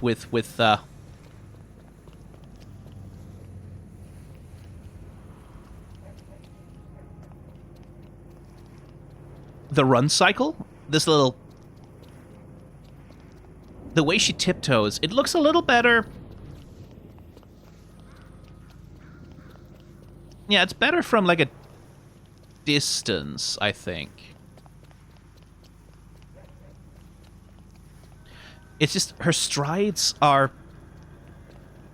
and her forwards and backwards runs seem to be identical. Her strides are small in a way that feels a little odd to me. Maybe it's just when I'm looking at her from third-person perspective. Like, because here... the way that she's running feels a little bit... yeah, a little bit weak, in a way. It doesn't feel elegant. It doesn't feel...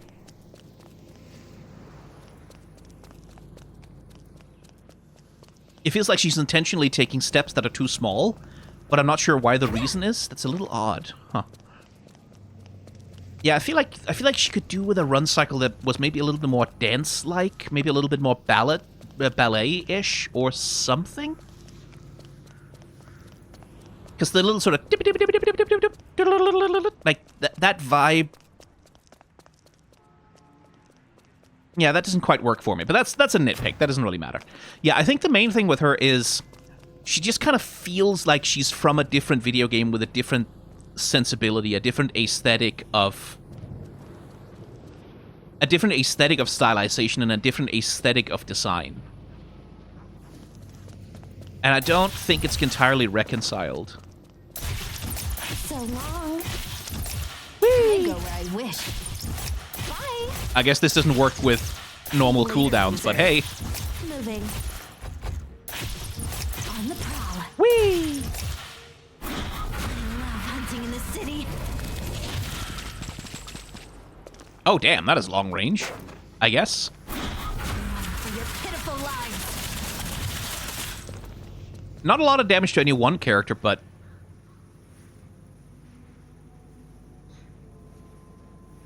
triggering love bites. Oh, bullets and abilities apply spirit damage building up to a burst. Right, so... you get a burst of damage, and then that... okay, so the thing with her is you attack enemies, you drain them, you build up more and more damage, you build up, like, to a huge damage multiplier on your ult. Okay, that's cool. As a gameplay pattern, that's pretty cool. Interesting. Yeah. Aesthetically, she feels a little bit off to me. I don't think I'm doing a good job of explaining exactly how or why. She just kind of does. Was that all of them? I remember not liking 7 very much. I can't remember why. This is business. Maybe I should take a look. More.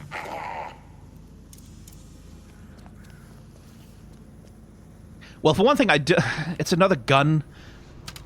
Does anyone... like? Okay, so...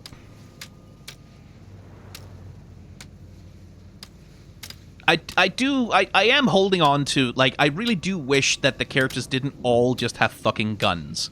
Like, I'm not dealing with one type of patron. I'm dealing with another. Like that. I remember on this guy, I like the finger guns. I like that this is a dude who has, like, fire powers, and he shoots by firing fire out of his gun, like a finger gun. Like, that's cute. That has personality. That has some charm. And it's better than a fucking gun. And, like, what was that guy's lore? Let's see. When mystic energy awoke on Earth, the world changed. Anything was possible, but just because anything was possible didn't mean that anything should be possible. And so the government made rules, laws, a means for U.S. citizens to enjoy the benefits of the supernatural world in safety. But rules and laws are for lesser men, men with limitations, men who were not 7. There are many rumors about what 7 did to land himself in Lost Whisper and Oubliette for the most dangerous of occultists, but there is no doubt about what happened on the night of his execution. Wards placed by the most... Jeez, he has more lore than any other character we've looked at. Most powerful ritualists of 7 different nations. Ahaha. Wards designed not just to prevent mystical interference with the execution, but to simultaneously obliterate 7's souls so they could never be contacted, resurrected, or otherwise used by someone looking to follow in his footsteps, failed. Onlookers viewed in horror as the strongest mentalist employed by the U.S. Army's head. That's the strongest mentalist employed by the U.S. Army's head. That's a bad sentence. Popped like a grape. They screamed as Scotland Yard's premier occult investigator, the one who allegedly captured 7, crumbled to ash. 7's body buckled and writhed against his restraints, his skin burning from eldritch electricity, and yet he would not die. He laughed. He laughed, he laughed, he laughed. He's the Joker, he's the Joker, he's the Joker, he is the Joker. Who's gonna kill everyone because of he is the Joker. I freed myself from the shackles of the past, and my future looks bright. Right, so he's the Joker who's the Joker, and he's also sort of designed a little bit like the Scarecrow from Batman, but he's the Joker. And he's the electricity Joker with, I guess...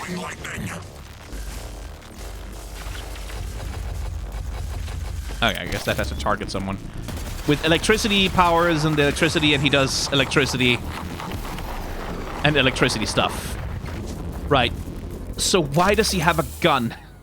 Why doesn't he just shoot like why doesn't he just fucking Palpatine? Why doesn't he just shoot finger guns like why doesn't he shoot lightning out of his hands? Why doesn't he vomit lightning out of his fucking like make the big scary demon mouth on his head work for something? Like he spits lightning out of his head. Like spraying it out of his body, kind of like, why is it a gun?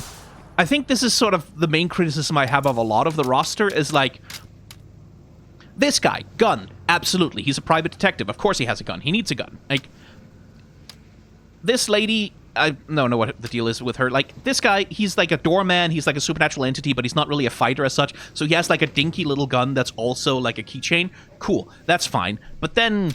like, Lightning Man, who's made of lightning, who's, like, the most powerful lightning magic man, who's got lightning magic all over his lightning magic man, he's got a gun? Why does he have a gun? Why is that? Why does the Frankenstein monster? Like, I guess you don't want to have 2 guys shooting lightning out of their hands at the same time, but then why do you want to have, like, 14 guys who shoot bullets out of a gun at the same time? Like, surely. There are some characters that it makes perfect sense why they would have a gun. Blackmail sounds so sleazy.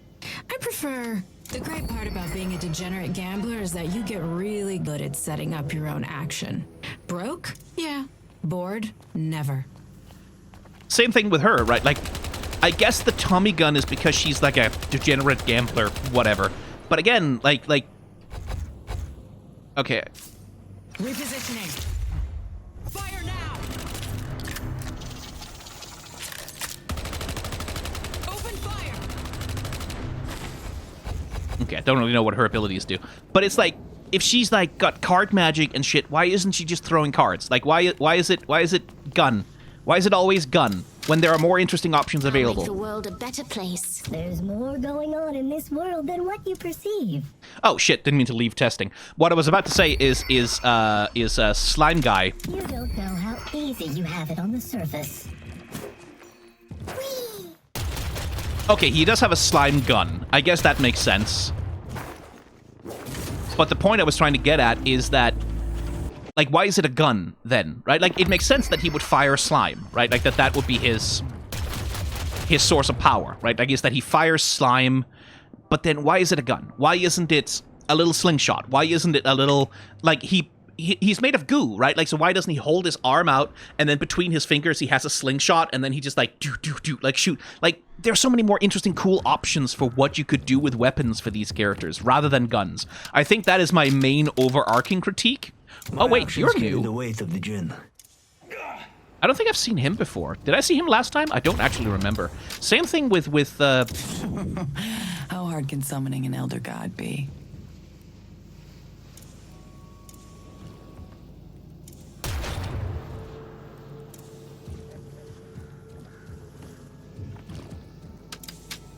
Did I see her last time? I don't know. I don't remember. Is there anyone else that I have not looked at last time? I don't think so. She was the sniper, right? Yeah, again, a ghost with a sniper rifle is like... Well, what else could a ghost have? I actually, no, I think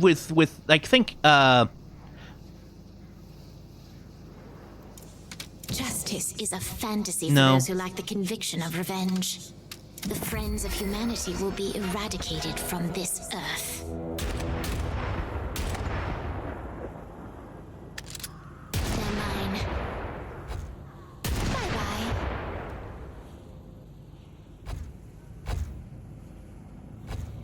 Oh, don't have any shots. I do kind of like the idea of a ghost with a rifle. What was her deal, though? Hang on. I don't remember. A victim of John Hathorne during the Salem witch trials, Vindicta got a second chance at life when her spirit was brought back to the mortal plane during the first Maelstrom, the event that introduced the supernatural to the public at large. Waging a one-ghost war against the Friends of Humanity, a neo-inquisition formed by Hathorne's descendants, Vindicta looks to keep the supernatural safe from Hathorne's ilk, and she isn't afraid to stack as many bodies as needed to do it. Okay. So she's like from the Salem witch trials. Huh. Again, man, I'm sure I looked at her last time, so I'm probably going to repeat myself, but...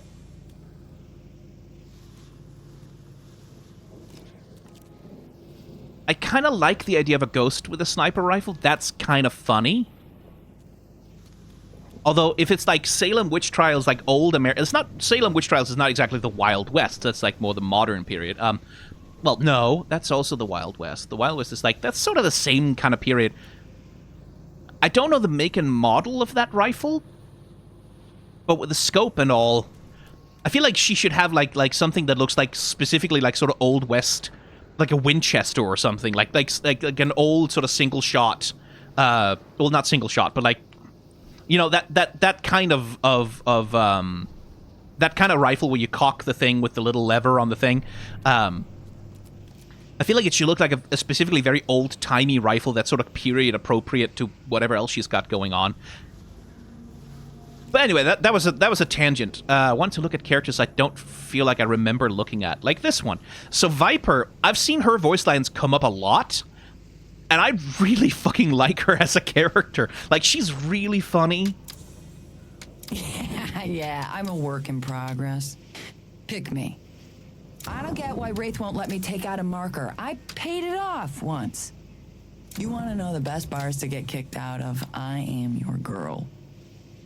Sometimes I think, man, it would be so fun to break out a Lost Whisper, and then I think, V, that is a dumbass idea.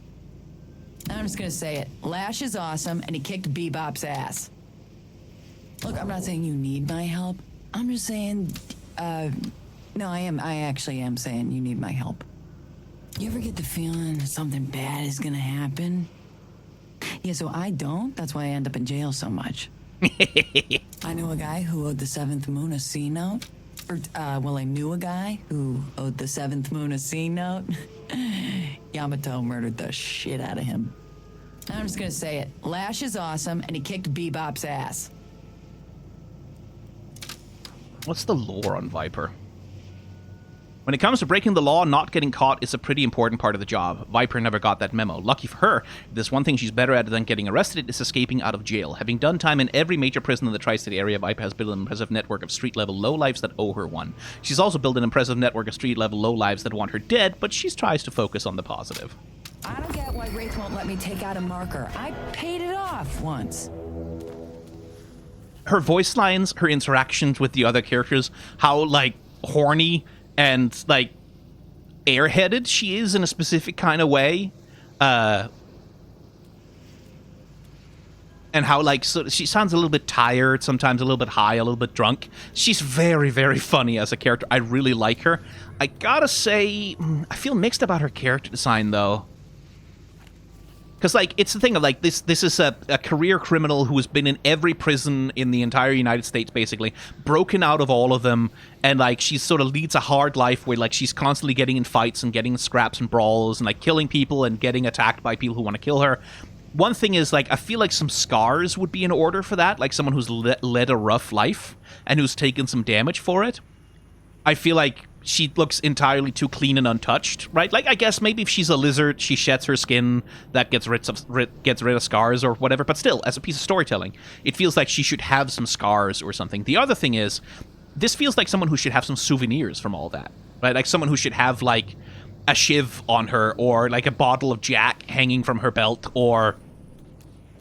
yeah, I don't know, like some fucking money purse or a crowbar or like just some random shit she picked up that's like, oh, this will be useful later kind of vibe. It feels like there should be a little bit more character to her rather than just lizard with a gun. And she should have a gun, by the way. I don't think she should be attacking with her tongue or whatever. Like, there's probably enough horny fan art out there of her already without that. I think, like, it makes sense for, like, this kind of character, like this sort of criminal bank robber lowlife sort of vibe of character. That makes perfect sense, but like as for the rest of it, she's underdecorated. Like there's a lack of, like, think of Billy, right? Like how many things he's got on him, right? How much stuff. What are we standing around for? Let's start breaking shit. Right, he's also a sort of rough-edged, sort of angry, gets in trouble a lot, kind of like same kind of guy. But he also has like a bunch of elements of like stuff that seems important to him in some way, like little signifiers and symbols, the anarchist symbol on the back of his bat, and like the patches on his jacket, and the jacket itself is like an ostentatious piece of costuming, right? And then, of course, the little goat thing. Viper, by contrast, feels very underdecorated, like feels very, like, not naked enough to be interesting in a naked way, but just like naked in the sense of there seems to have been, life has left no mark on her, right? Like, there's nothing she has with her that she has taken with her from all of the adventures that she's had, or all the shit that she's been through, all the scrapes that she's been in. None of it seems to have left any kind of anything on her at all, right? And if the vibe of her was one of like, oh, I just let everything slide right off me, right? Like someone who's just completely detached from the world, maybe that could work, but that kind of doesn't seem to be the idea here, right?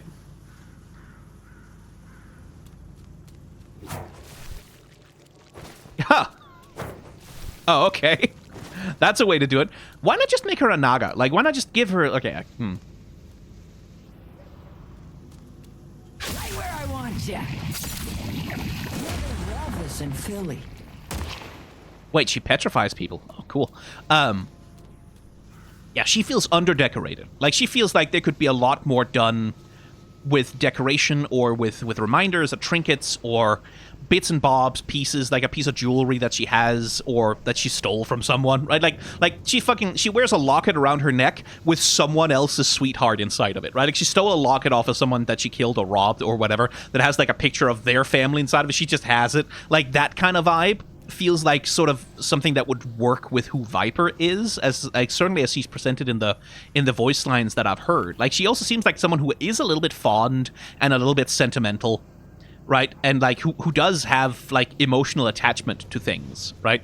Even if shit doesn't work out for her, even if she keeps getting herself in trouble and like losing whatever she's got, she feels like someone who's sort of attached to the things that she has. So like this is a good base from which to build a character design, but there's not really a character there yet, I think.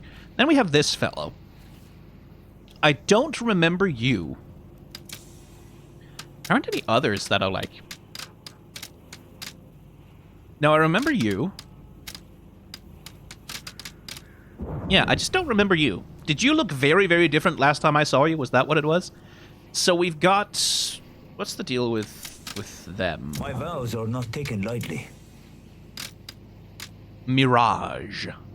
The Jinn are one of the more curious groups of people in the modern world. Possessing great power in controlled doses, Jinn are incapable of maintaining corporeal form for longer than 48 minutes without resting in a vessel. As a result, most Jinn employ human bodyguards as transport, protection, and companionship. Mirage is one such bodyguard. Employed by a Jinn ambassador, Nashala Dion, Mirage is in New York on a diplomatic mission. It's the hope of the Jinn that they can negotiate with the U.S. government for sale of a part of Wyoming. Oh, okay. The Wyoming Purchase, so they can build a sovereign nation for their people. Interesting.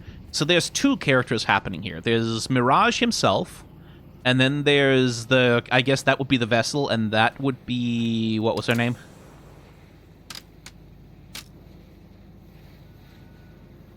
Nashala. Nashala Dion. That would be her in there. What kind of kit does that make? I will play my part, and in doing so, build a home for the Jinn. Consumed in! Okay, so he... Scarabs. And he can turn into a sandstorm, I guess. I'll buy it some time. Okay.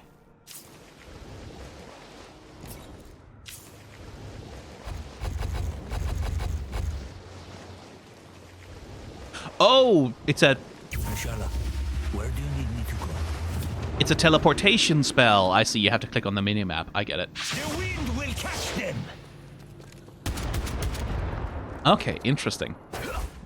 Oh, shit. Cool. Get him right!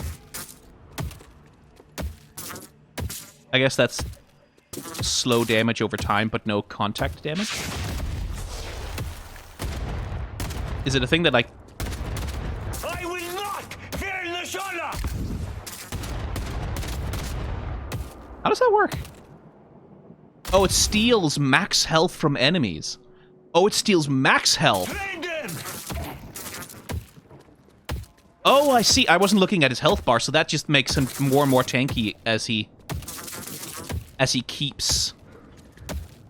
Oh, that's cool. And then, yeah, displacement, and your shots apply an increasing multiplier on the target.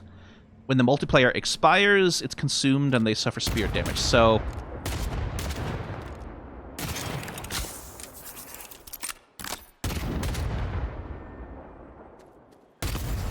if you keep stacking it...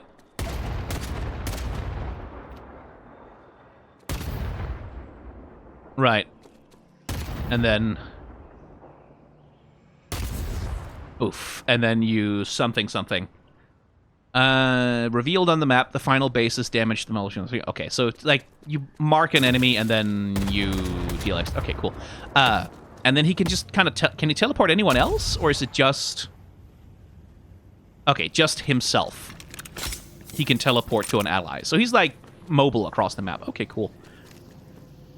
So there's definitely... This is where like my lack of knowledge of the fashion history of the MENA region kind of comes in to haunt me. There's definitely an element of... feels Persian to me. Maybe Turkish a little bit, maybe. Yeah, like sort of that general region. That would square with like the Jinn being like a part of the folklore of, I believe, like mostly in the Middle East. I don't know how far-ranging the Jinn are as an element of folklore. But again, posture is being used very much as a part of character design, much in the same way that it was with the Doorman, right? This guy is poised, right? Like, he's not standing, like, look at Viper, for contrast. This guy's not standing normal, right? Like, even, no matter, like, even when I spawn him in or whatever, this is not normal standing. This guy's standing at attention, right? Like, at all times, at attention. He's not holding his gun in a normal way. He's, like, it's, like, pointing straight up, like, in a sort of very ceremonial, very Oh, good trigger discipline. Well, maybe not good trigger discipline, but he's not got the finger on the trigger all the time. Like, it's disciplined. It's structured. Like, he looks like a soldier at attention, is the vibe I'm getting from him here. And then there's... Oh, that's interesting. Oh, that's really cool, actually. Okay, so there's like a tube that comes out of the bottom of the gin vessel, it looks like. Or not? Maybe not. Oh, no, it's not coming out of the vessel. It's... Because it goes into that thing, and then the tube comes out, and then it goes to his belt, and then it goes to that. And it's not clear to me whether that is connected to there. But I would imagine that that would be like a communication device, because it goes to there, and then a little thing comes out that goes into his ear, right? So I would imagine that that's like a communication device that he uses to listen to Nashandra, not Nashandra, what's her name? Nashala. Thinking Dark Souls terms. That he uses to listen to Nashala and what she wants and where she wants him to go and what her orders are, right? I like that. I like that there's that actual physical connection there. Again, assuming that that is somehow connected to that. Because I don't know if that... If the tube doesn't connect in any way to the vessel, then I don't really know what it's for. That feels like it loses its purpose. It feels like that should be connected to the vessel somehow. But it's just kind of connected to his belt. Odd. Okay. Well, whatever. I still like the earpiece. Like, the earpiece is quite clever, because the earpiece is like...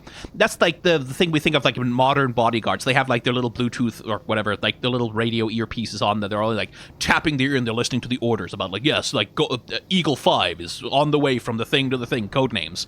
Like, it's the aesthetic of the bodyguard. It's the aesthetic of the Secret Service agent. It's the aesthetic of, like, the guy who's, like, constantly connected to a command center, giving him orders, telling him where to go and what to do kind of vibe. So I like that a lot. Like, that's another little anachronism, right? Like, that's not technology that would exist in, like, the 20s to the 40s or whenever this is supposed to be taking place.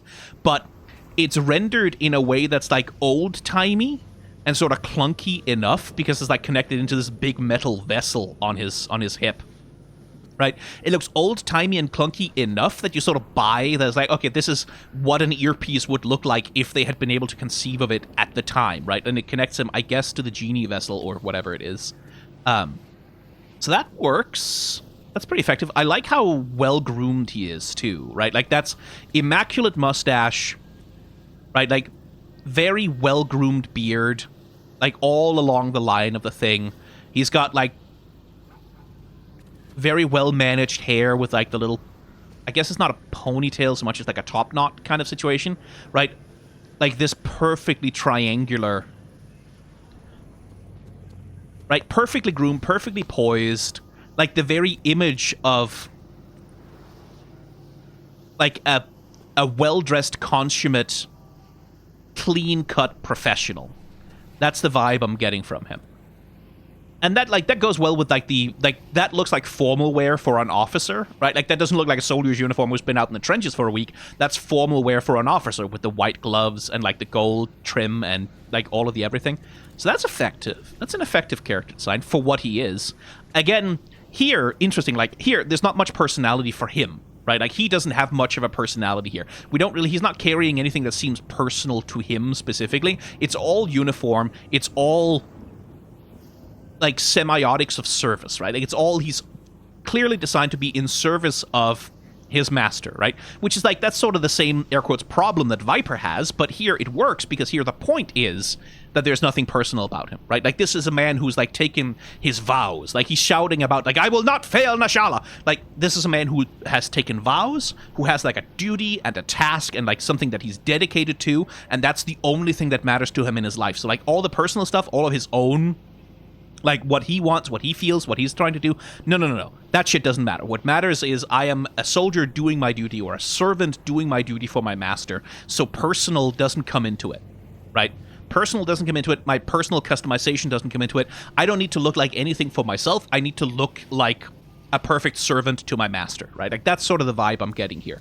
Which, like, that's the opposite thing with Viper, right? Like, Viper seems like someone who should have a bunch of personal shit and be kind of a mess with it. Be messy about it. Whereas if that guy had a bunch of personal shit hanging all over him and, like, a bunch of stuff that wasn't related to his duties, that would probably be worse for his character design, I think. Okay.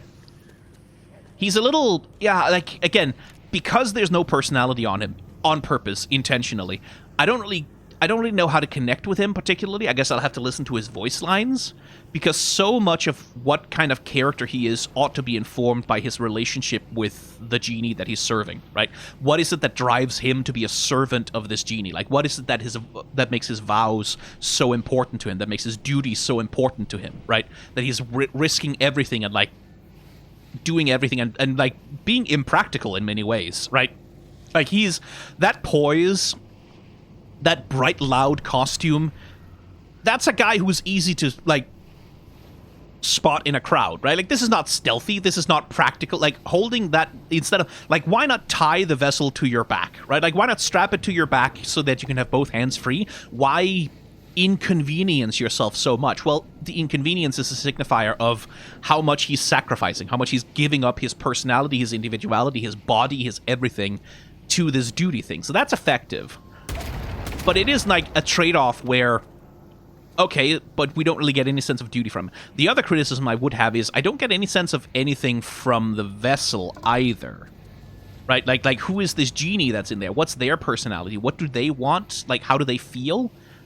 That's where kind of like, he has the vessel, right? Like, so I feel like I would like for when he activates his powers or something, that you see the ghost of the genie sort of pop out of the vessel and cast the spell, right? Is my life. That rather than this, right? Rather than him just kind of waving his hand to fire scarabs, it's the genie that pops out of the vessel and fires the scarab forward, right? Like, so that he does all the gunslingy bang bang shooty shoot. No more games.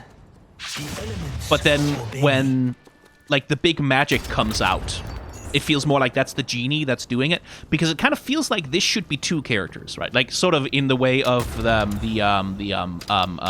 this, right? It feels like it should be something in the vein of like Mo and Krill here, right? Like, this is a duo character where there's him, he does all the physical acting, he's the guy who moves, he's the guy who does all of that stuff, and then this is the one that casts the spells, that does, like, for example, like the teleport magic, right? At your whims, Nashala.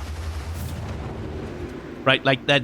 The genie should kind of come out to be the one that casts the spells or something. Like, something to clarify the relationship, right? To show that it's not just an inanimate object that he's carrying, but there's a person in there, and that person has a relationship with him. Because then, through the animation and through the relative, like, contrast between their character designs, you can start to show a whole bunch of stuff about their relationship, right? Like, she could caress his cheek gently when she goes back into the vessel. She could, like, order him around, point towards the things that she wants him to do. Something. Like either like a commanding relationship or a loving relationship, like, whatever it is, you could do something with that by showcasing the character design of the genie, and maybe letting it animate a little bit around and interact with who the main character is, right? Like, or who Mirage is. That would be interesting, I think. As it stands, the genie is a little bit, I think, too absent for the storytelling to be there about, like, who this guy is and what his relationship is to his oath. But yeah. Deadlock is looking a lot nicer. Can I... Hang on. I want to see the... This is just like the test map. This is not like the actual... What's the actual map of the game like? Is there somewhere I can go? I need to get into another character. Helping people's what I do. She's just so cute. Whee! Can I...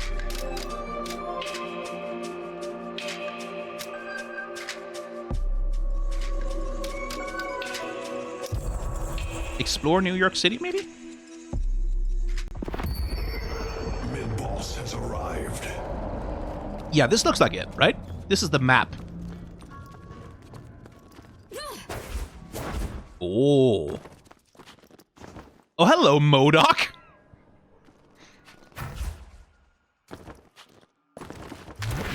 So I guess this is like the Nexus, essentially. Like, this is the... You gotta defend this bit.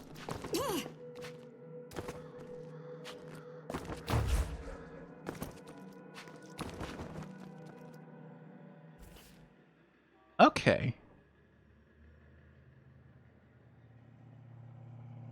Cool.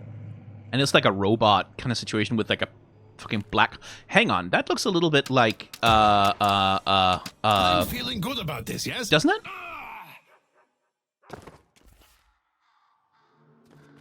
Yeah, because I remember he had like a whalebone artifact with something that looked like, I guess vaguely like sort of maybe Inuit or like one of the polar First Nations sort of scrimshaw style design things.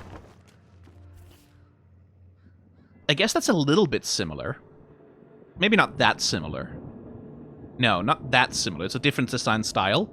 But okay, same idea. Glowing lines etched over like a hard surface. So I guess those are the nexuses insofar as that makes sense. Kilos rotarix umot vant diokotos deos something something. Is that Latin? I'm not sure that's Latin. But okay, let's explore the map for a second. No cooldown, please. No death, also good. Fast stamina, no reload. Yeah, that's practical.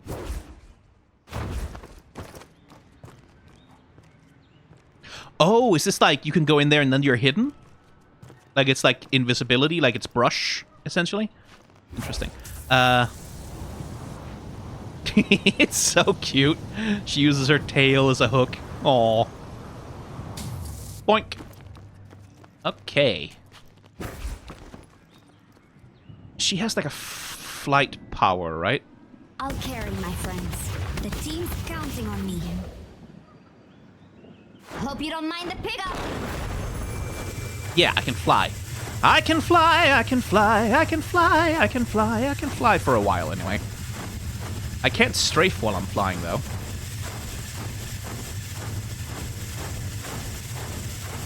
Okay.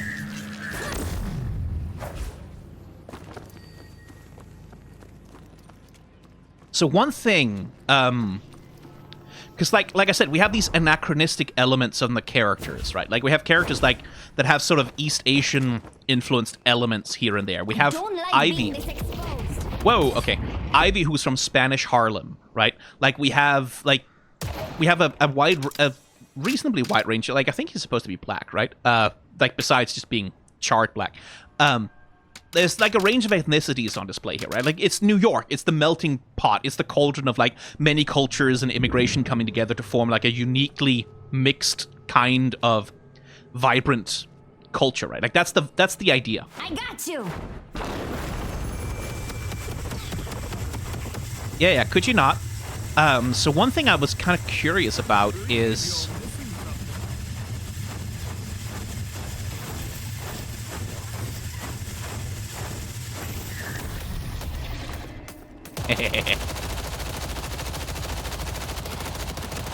oh, that's a lot of health. Jeez.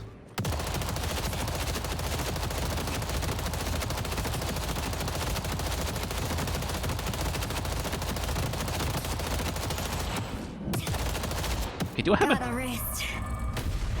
I need this to work. There, that's a little faster. And I guess they just respawn? Okay. Well, what's the point of killing them then? Anyway, what I was looking for was... like, what's the architecture style of the city, right? Okay, I can't get up there. Okay. Can't stay here. I was looking for what the hell is that? What's the architecture style of the city? Right? Like what does it look like? Is there like a Chinatown or like Harlem? Just like something that's inspired by like the various ethnic neighborhoods of historical New York.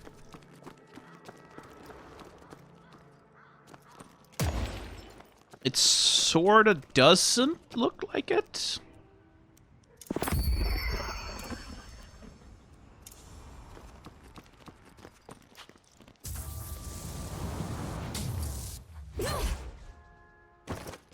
Yeah, by the looks of it, it's all, like here though. Damn, like there are bits of the architecture here that's like really giving me the Team Fortress feel. Again, just in terms of like how chunky it is. A lot of it also looks kind of unfinished. Like the texturing is just sort of like we just slapped on whatever texture we had available, and it's a little bit looks a little bit low rent in a sense.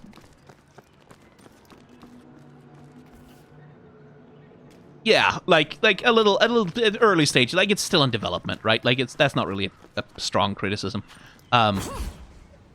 Definitely has a bit of that Team Fortress vibe. I guess because it's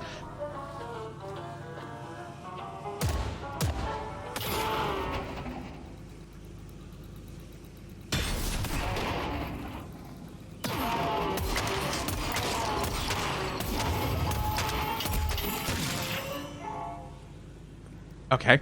I guess that does something, probably. Ooh, is that a subway?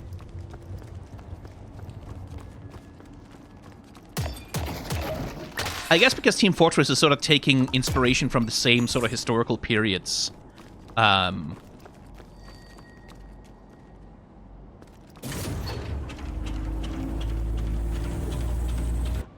So I guess it makes sense that there would be some overlap there.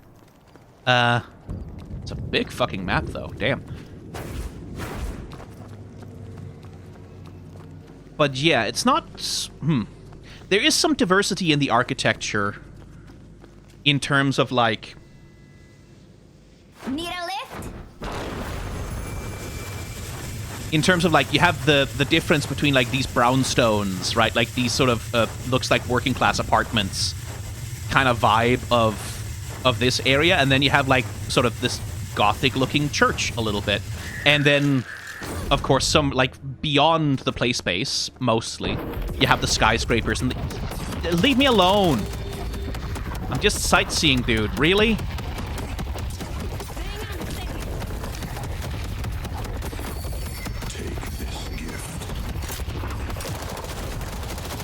What if I max level and... I won't die here. Keep it together, Ivy. Necesitas mucho más que eso para matarme. How fast can I kill this thing? Not fast at all. Those things stack damage.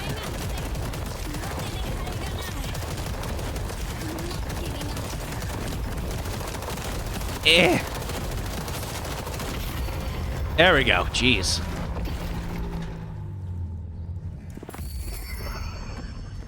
Okay, I was just sightseeing. Jesus.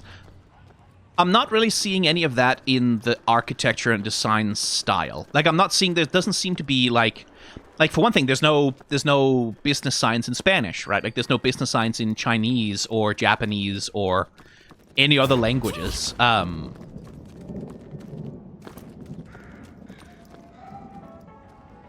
Bella Crow and Angelo Morningstar. Morningstar, you say? And their orchestra with Sister Sterling.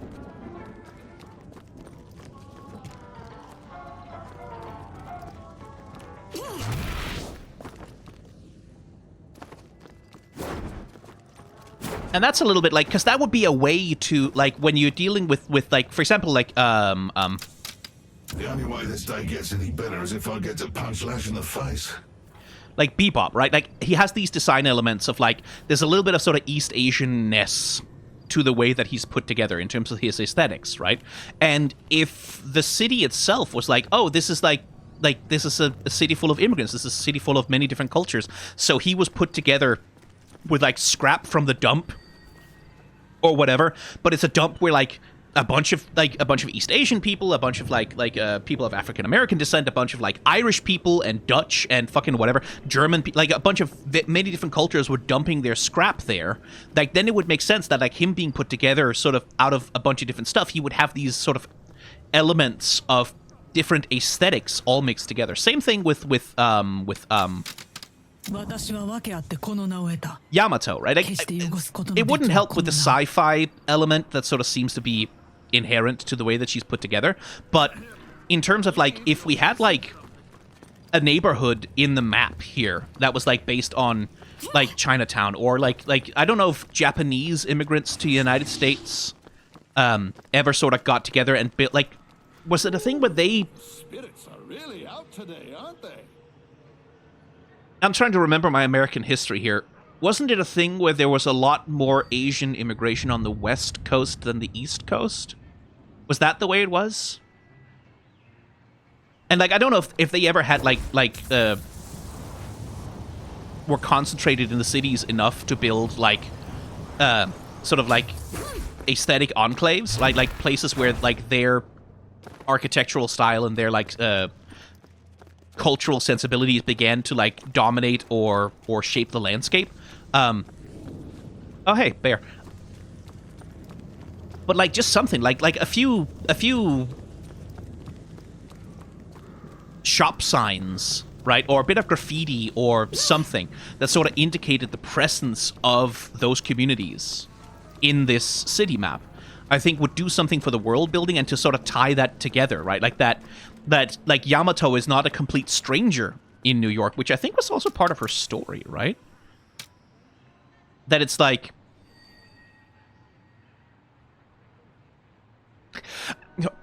Okay. Did they do that the last time as well? Like with... I feel like I vaguely remember that they fuck with the player by like having Yamato's story be actually written in... Is that katakana or hiragana? It's one of the Japanese, maybe a combination of them. But literally written in Jap. That's good. I like that. I like that a lot.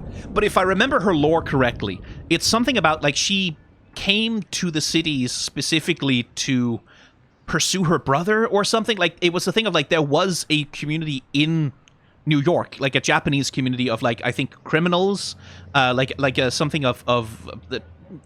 something like the Triads, or like a group of the Yakuza, like an organized crime group that her brother, I think, was like a leader of, was in New York already, and she came there to take them over or something along those lines. Like, she's not a complete stranger. Like, she's not alien to New York. Like, she has community here. She has people, like...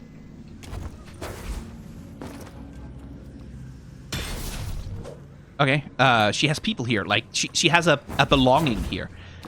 Which I feel like is something that could be done with just the world building of the map itself, right? Like that there could be different areas that sort of correspond to different communities. It would be cool if there was a Spanish Harlem area on the map for Ivy, right?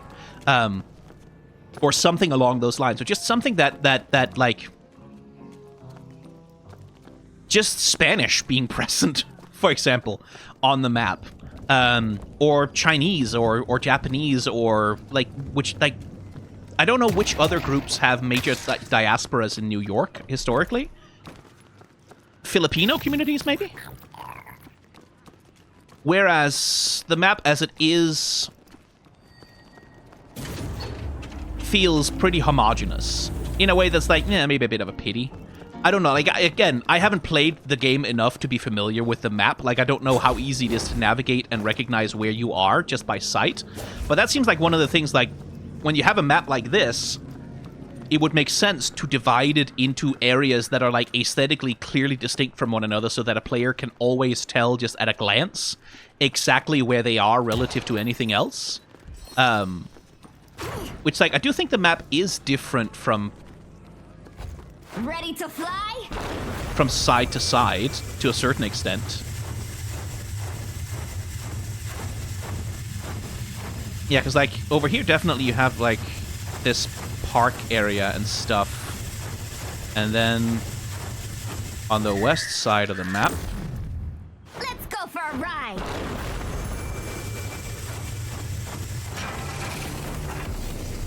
Jesus, okay. Alright. On the west side... Well, yeah, there's also a park there, and there's also... Well, this is maybe a little bit more harbor area. There's the bridge. The bridge is a good landmark. That'll help you navigate. I guess this is more like a harbor area, maybe? Or...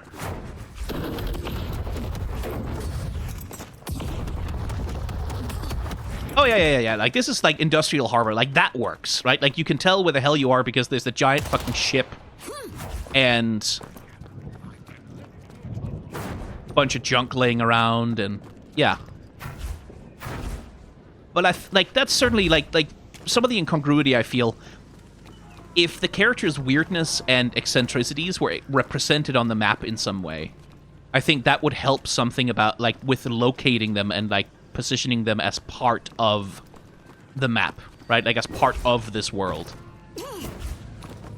Same thing with, like, if there was an area of the map that was like, oh, this is a vampire's crypt that you can wander down. Like a stairwell that leads down, and here's a vampire's crypt, right? And you get a bunch of aesthetics that sort of line up with Mina, right? Like, Mina, like, Drifter is the representative of, like, a vampire who's outside of vampire society, and then Mina is a representative of the vampire who's inside vampire society, who's, like, craving their validation and the aesthetics of upper-class vampireness or whatever.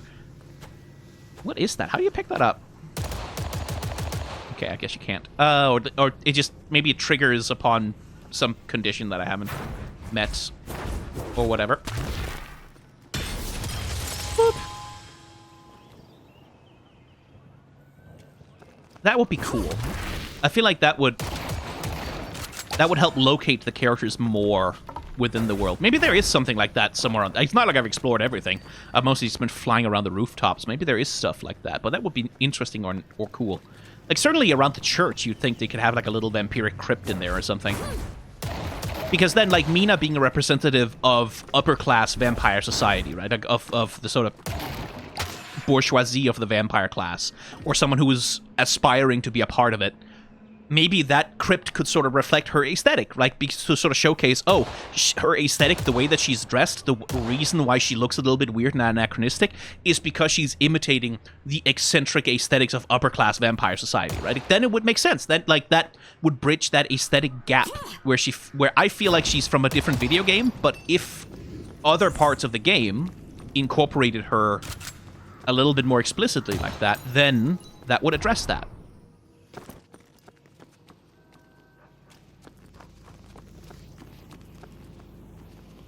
It's a pity I don't really like competitive games that much.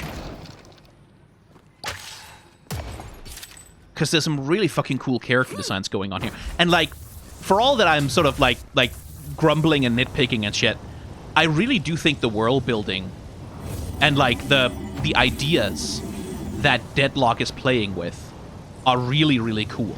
Like, I really do. I really do think it's a very cool world that they've sort of... Like, they sort of seem to have... They've had to cobble it together, right? From bits and pieces and all sorts of stuff that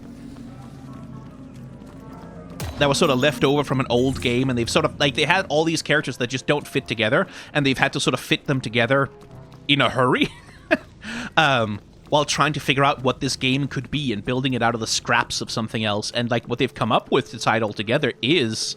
I think... Yeah. I think it is remarkably well done. Can I spawn...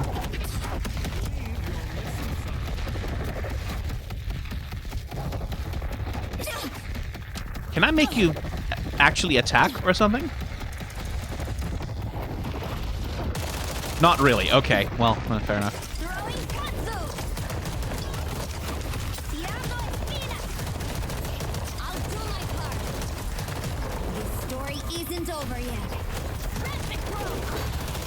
Oh, hey, it has a melee attack.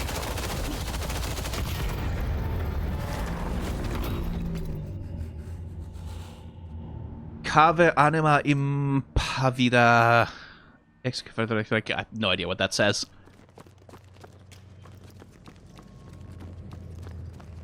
There's some really nice world building. I really do like the lore and the implications and the ideas of this.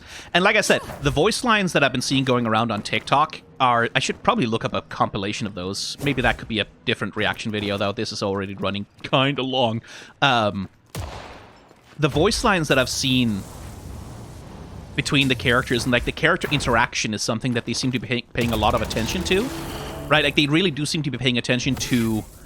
making the characters have personality, making the characters have character, have interaction, have relationships with one another, relate to one another, right? Like, and, like, have conflict, and, like, that is very, very compelling. That's the kind of shit that, like, that leads to a lot of good fan art and fan fiction, that leads to, like, interesting fan communities, and, like, even if Valve themselves... We know what happened with Team Fortress 2, right? Like, there was a golden age of Team Fortress 2 with comics and all kinds of media and, like, Meet the Team and all of the good shit, where they really leaned into, like, building a world and building the characters of these people. Like, I miss Meet the Team so bad, man. Soldier's voice actor passed away a while back, which is so sad. Sitting here with no cares in the world. What? Just waiting. Perfectly content. Happy in my lot in life. Comfortably knowing that I haven't been forgotten. I'll wait. Is that the jar talking?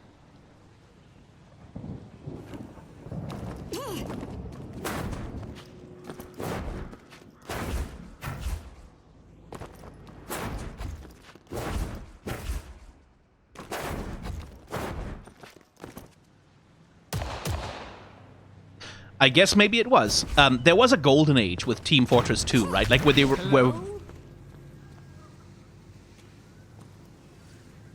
Are you fucking trolling me? Where Valve was, like, really investing and spending a lot of money.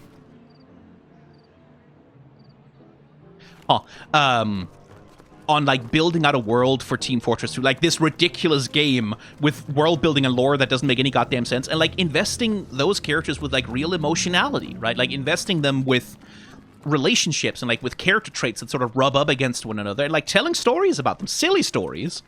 Ridiculous stories. And then, eventually, incredibly fucking heartbreaking stories about poor Scout and Spy. And, like, the groundwork that they're laying here with these characters, with their interactions, with, like, the world-building idea of, like, this ritual to contact the old ones in order to summon them to get their wish, and, like, things like that. Like, that's... They could make some compelling shit with this, is what I'm saying. Like, there's some compelling fucking extended media that could be created about Deadlock if Valve decides to actually keep working on the game. Whee! And they decide to actually keep building this out, because I see a fan community is springing up around these characters. Not just the drifter porn, right? Like, that's also there. Rude? What the fuck? Okay, I guess that's like an area denial thing. Is that only if your team doesn't control this side of the map? Who knows? Like, not just with the drifter porn and shit like that, but, like, just a bunch of artwork and, like, comics and little narratives and memes and shit that interact with and celebrate the character of these characters. Like, who they are, how they talk to each other. Like, the kind of shit that they get up to, that meme on the relationships that they have with one another.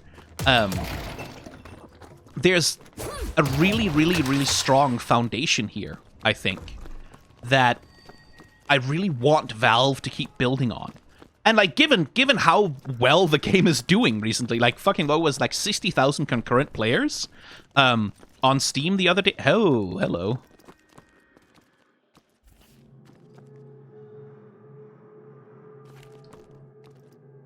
Well, that's a little dark. Are those, like, the inhibitors? You have to... You can't kill that until you've destroyed those, but then, yeah, something, I don't know.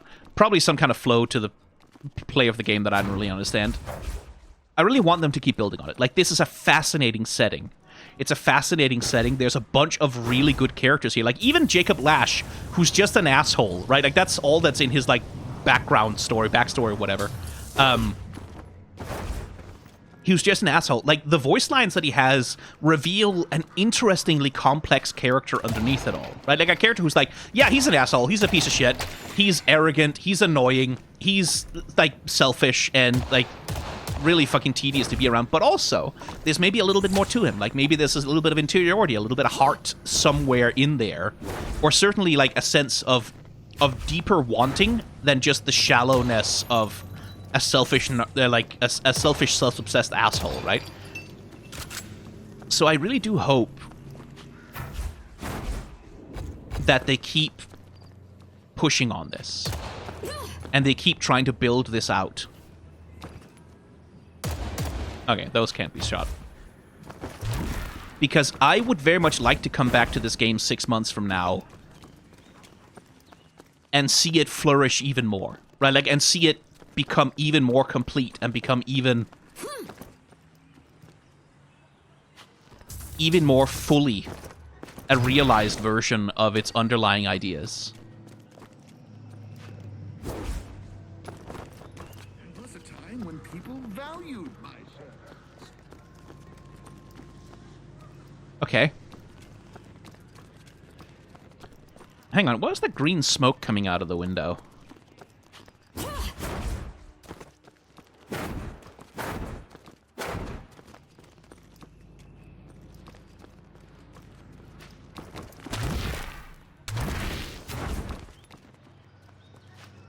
That feels like something you should be able to get to, right?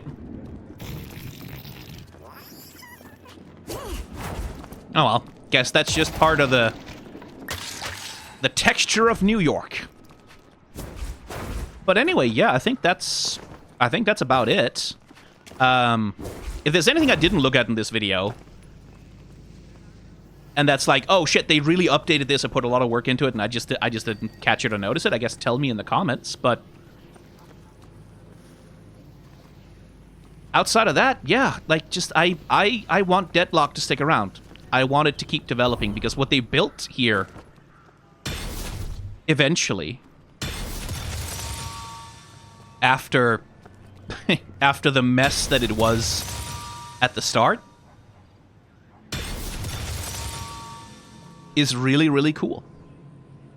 It really is. Anyway, let me just there. That's the screen I'm supposed to show you. So you like subscribe, like, click bell icon, do whatever the fuck you want. I'm gonna go keep waiting for Silksong. It's only 3 hours away now. Silksong.